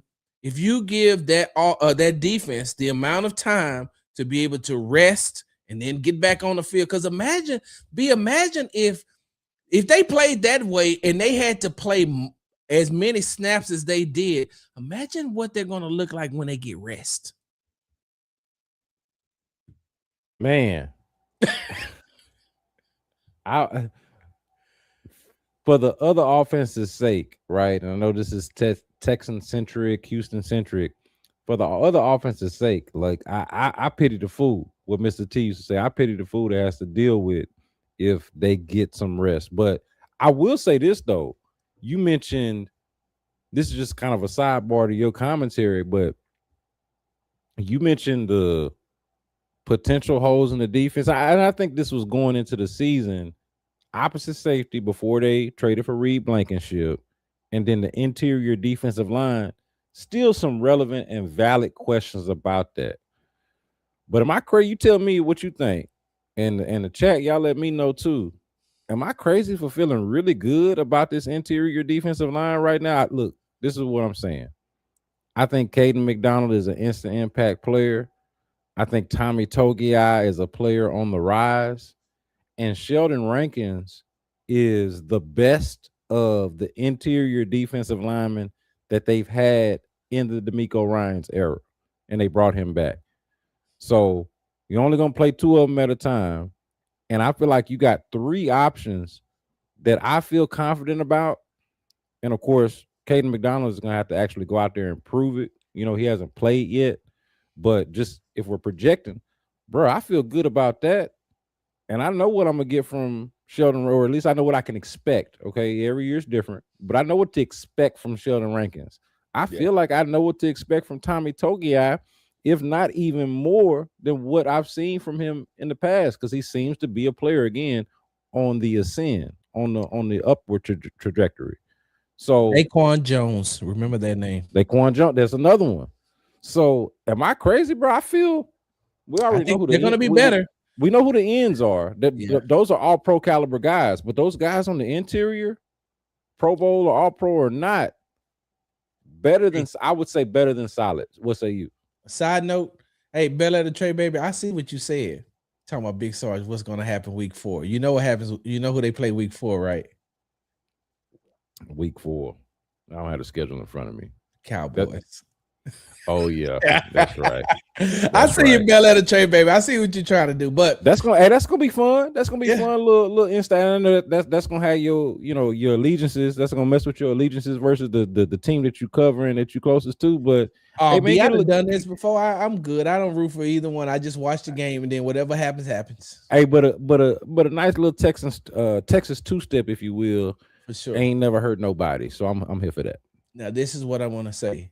This is where I feel like the Texans interior line is going to be, because when you just look at there's no Tim Settle, but you got Tommy Togiai, who I feel like the way that he plays, he's one of those that plays like the Rennes do as well, B. But at some point throughout this season, we're going to see Caden McDonald take another step. And what I mean by take another step is I like the young man because he already comes in and he has a chip on his shoulder because he felt like he should have been drafted higher. So, in the back of his mind, he's like, okay, so y'all don't want me? Okay, cool. I went to the best defense in the NFL. So now being coached by not only one of the best defensive line coaches in the NFL, my head coach is a defensive guru. And so I fell right into the right situation. And there's no possible way that I can be in the game lined up next to Will Anderson Jr. or lined up to Danielle Hunter and not go 100%. I can't.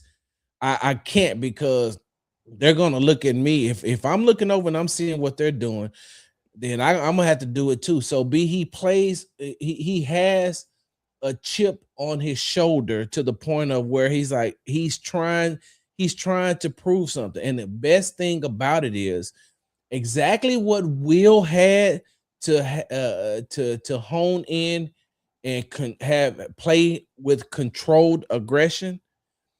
Sheldon Rankins helped Will Anderson Jr. do that. Sheldon Rankins is going to do that exact same thing with Caden McDonald, because we're at a point where Sheldon is he the OG in the room, and he knows that I think he's going into his 11th season now, if I'm not mistaken. I think this is 11 seasons for him. So I mean, he good on his pension, one, but two, he knows that it's time to help train the next set of defensive linemen, the next set of defensive tackles. So he's going to take that young man under his wing.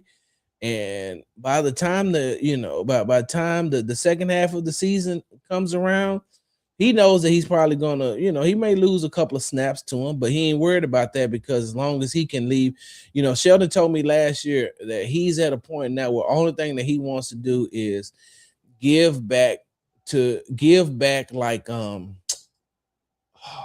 he first came in, he was with New Orleans. What was he had Cam Jordan and Cam Jordan? Yeah, was his OG. and So a that's what handful of he's other trying to guys do. too. Yeah, no, he had some OGs for sure. Yeah. He says it was I thought you was a fan free agent, Sarge. Now that was last year. We back. All right, so look, I'm gonna get you out of here on this because we done been here almost 2 hours. I forgot Again.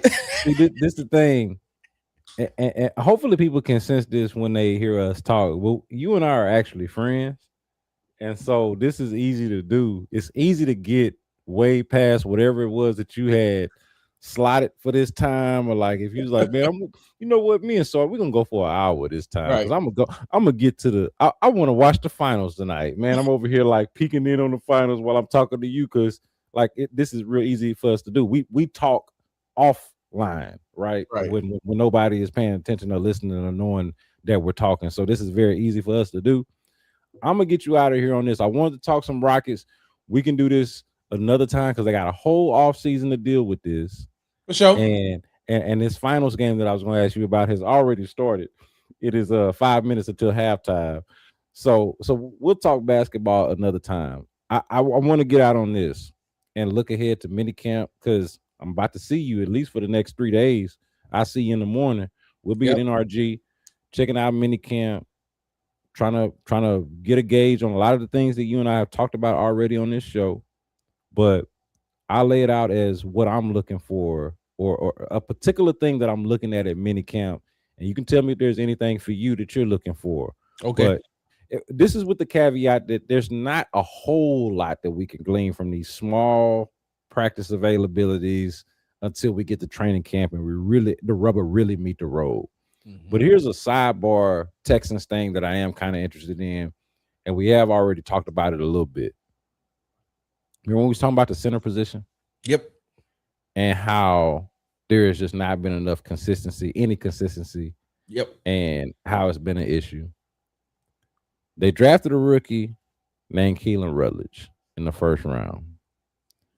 The rookie played right guard in college, and it looks like he's cross-training a little bit to play some center in the pros. And he has the chance to be the center on this team, right? Jake Andrews was the center, is the incumbent. And, I'm not trying to like crap on Jake Andrews, but left a little bit to be desired if we're just being real about it. They could stand to upgrade at that position. Let's just be frank. Could stand to upgrade at that position. This young guy, this rookie, could be that upgrade. So I'm setting this up to say that is the thing that I'm looking at minicamp, because at OTAs, we have seen at least the cross-training happening. We have at least seen Keelan Rutledge snapping the ball a little bit. Now, it doesn't look like he's already, like he's just instantly instituted as the starting center or anything like that. It looked like they're going to try to work him into it or let him earn it or whatever. But I'm curious on what the progression is on that from the start of OTAs to by the time we get to training camp and to by the time we get to the end of training camp and get into the preseason and into the actual season. Who is the week one? Who is CJ Stroud center in this also pivotal year for CJ Stroud and his offense? I don't have the answer to that.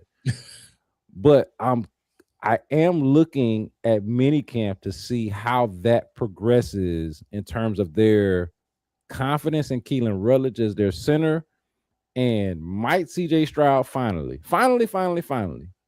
get a center that he can, dare I say, get used to? I don't know, bro. Like maybe that's a radical idea. Maybe I'm tripping by thinking that that's something that they should prioritize. But I'm curious to see if he earns that job. That's what I'm looking at and looking forward to in minicamp and moving forward. How does the center position progress one way or another, whether it's the rookie or the vet or something in between? That the Evan Brown dude that they drafted, that they signed in free agency. I don't know who it's going to be, and I don't necessarily care as long as it's somebody that's good. But that is the thing that I'm closely monitoring as we follow mini camp, training camp, so on and so forth. So I ask you if there is anything specific that you're looking ahead at Texans mini camp, one way or another. Well, I've already spoke about one, which was Sheldon Rankins, Mm. his impact. But what I really want to see over these next 3 days is how many snaps does Tank Dell get? Oh, Because this is going to be the last taste of any type of organized team drills that he's going to get before this layoff, and then you come back to training camp. And so I'm looking to see if one of these days that we're out there over the next 3 days, if they're actually going to let us see Tank go through, some of the drills, because he didn't do any in OTAs. So want to see if he's going to be able to go through some of these drills, if he's going to be a part of some of the plays, because you think about it, B, the last offense that Tank ran was under Bobby Slowick. This is the second year of Nick Caley. So this offense is brand new to him as well. So he has to get his footing, because everybody, when you look at Jalen Noel and Higgins and Hutch. Hell, if you could even say, just some of these other wide receivers that's been around that was here last year, like they have a step on him because they've seen how this offense operates. And whether it's effective or ineffective, they at least know the offense. They know the playbook, so they're not coming in learning the playbook. Tank Dell is coming in and he's learning the playbook. And on top of learning the playbook, now him and CJ, they got to get their timing back down together. You also look at it as Bobby knew what he had in Tank Dell. Nick Caley does not. Nick Caley has seen him on film, but Nick Caley doesn't know what he has. It's going to be left up to Ben McDaniels to really do an amazing job of placing Tank Dell back into this offense where he can be effective. So in minicamp, at some point, he's gonna have to, I feel like they're gonna have to get him in and get him some type of snaps, because what do they go be the first like three days of training camp without pads, and then like that fourth practice, they finally put the pads on, if I'm not mistaken. hold on, man. My doggone connection. You started chopping up. You were talking about mini camp, Tank Dell. Okay. Ask that question again. It chopped up literally as you was asking me the question. They do the first 3 days of training camp is no pads, and then the fourth Yeah, practice is that's right. pads, right? I believe that's correct. I do believe that's correct. So I don't think that you want the fourth day of fourth practice with Tank Dell coming back, just getting 3 practices under his belt. Now you're putting him back in pads. I don't think you want to do that. He still got to, work his way back into it. So this mini camp B, I just want to see how many snaps, does Tank Dell get. Yeah, I think Tank Dell is a big, and we could have spent a little bit more time talking about Tank Dell if we hadn't spent as much time as we did already. But he could be his own podcast, man. For sure. The Tank Dell element to this and what exactly that looks like. I talk about them not having enough explosivity and not enough suddenness. And look, I think Tank Dell, in an ideal world, he solves that problem, man. But I just, I'm guarded on that because I'm rooting for Tank. I make no bones about that. I want the best for Tank. I want the best outcome with that. And I just don't know. But man, if he can get back right, I mean, we talking about something. I said this earlier, man. We talking about something different. Tank Dell, Brevin Jordan, either one or both. We talking about something different, man. We really are. And So you look at it like this too, B. At Tank's age, he can't afford to have another injury. Now he can't afford to have another lower body injury. He's closer to 30 than he is 25. So yeah, and it's a contract year. yes, It's a contract year, like flat out. And we saw it. His rookie year was phenomenal too. Yep. But unfortunately, back-to-back years with, dare I say, catastrophic injury. I think that's a fair way to put it. Catastrophic type of injuries. it's time, and I don't say that in a cruel way. That's just a reality. Like it something's got to shake here, Yeah. and it's going to be on Nick Caley, it's going to be on Tank, it's going to be on CJ, it's going to be on this offensive line, it's going to be on all of them as a group, man. So I'm Yep. looking forward to it, man. I'm excited about Tank, even though I want to temper the expectations a little bit. I don't want to get carried away. I'm very excited about, like, that question I asked earlier in the show. Where is the explosivity going to come from? Where are the explosive plays supposed to come from? Could be Jalen Noel, could be Woody Marks, could be Jaden Higgins. We already know what Nico is. Could also be Tank Dell, man. And I'm hesitant to go there until we know more and see more. And I don't want to put too many eggs in the basket, too much pressure on a guy that's been catastrophically injured in back-to-back years. But I ain't forgot. I ain't forgot what Tank Dell is. You ain't forgot. You know what I'm saying? So that's that, man. All right, look, we done this 2 hours. This has been fun. I ain't mean to keep you this long, Bro, but I you just already happen to know. I just happen to know that it's okay. You one of the few people I do this with too. Like, man, I go ahead and keep Sarge because if it's a problem, he'll let me know on the back end. But we good. You know what I'm saying? We like family in here. And the B block, everybody on the B block, everybody at Big Sarge Media, we family. So y'all check us out. We're gonna try to do this, and we've talked about this offline a little bit, but we'll share it with the people as we wrap up here. We're gonna try to do this a little bit more, man. We got a whole season to get ready for. We got training camp coming up. We got mini camp this week, and there's a lot to digest. There is a lot to talk about, and I don't know if you're gonna find too much better than the two of us. And honestly, Sarge, I tell you this, man, you make this show better. I feel good about what I'm doing on my own, but I gotta keep bringing in some of the stronger links to make the show better. I'm not saying that the show is bad. I ain't that humble. Hold on, I ain't that humble. I ain't saying that the show is bad without you. It's pretty damn good. It really is.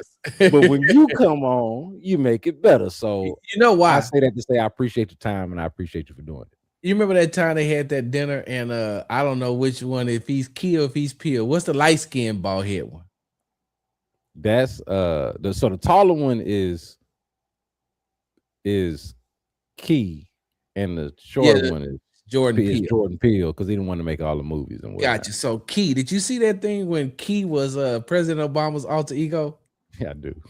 I did. So so that's how I feel like I am when like I can say it because hey, look, Sarge said that shit. It wasn't me. It was the brother inside is really trying to say, straight up. All right, Sarge, before we get out of here, man, let them know, since I butchered it on the front end, let them know where to find you and all your work and everything you do. Well, wait, hey, one of these happy hours we gotta bring Reggie on here, because sometimes Reggie be blinking and I'd be like, I want to save you, Reggie, but I think they've already tapped the cup. Hey, you know what? The good thing the good thing about Reggie is that he would be down for that. He would be down for that. I give him that, man. He is a good sport. That's funny. Tap the cup on my boy. That boy be like this. Hey, you can find me on the app formerly known as Twitter at Big Sarge Sports, the Z at the end. Follow me on the tick and the talk at Big Sarge Media. Make sure you follow me on Instagram at Big Sarge Sports with a Z at the end, because we do everything for the gram. And make sure you are subscribed to the Texas Tailgate Talk podcast on YouTube and Big Sarge Media on YouTube. Yeah, that's all I got. All of that. And we can't leave without a little bit of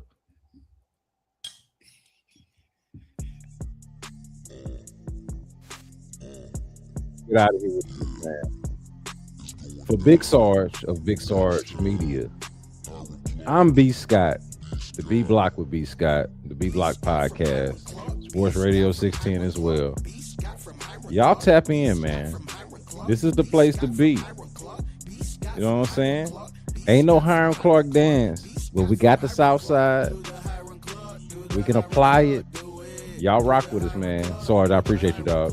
Appreciate it, brother. Do the Hiram Clark, do the Hiram Clark, do it. Do the Hiram Clark, do the Hiram Clark, do it. B. Scott from Hiram Clark, coming down looking smart. Candy paint on the car, push the button just to start. Riding clean, looking fly. H-Town till he die. Swinging down West Time and throw the deuces in the sky. Sam Houston represent, you other cats irrelevant. He be at the press conference, getting all the questions in. 6'10 represent, you know how he do it.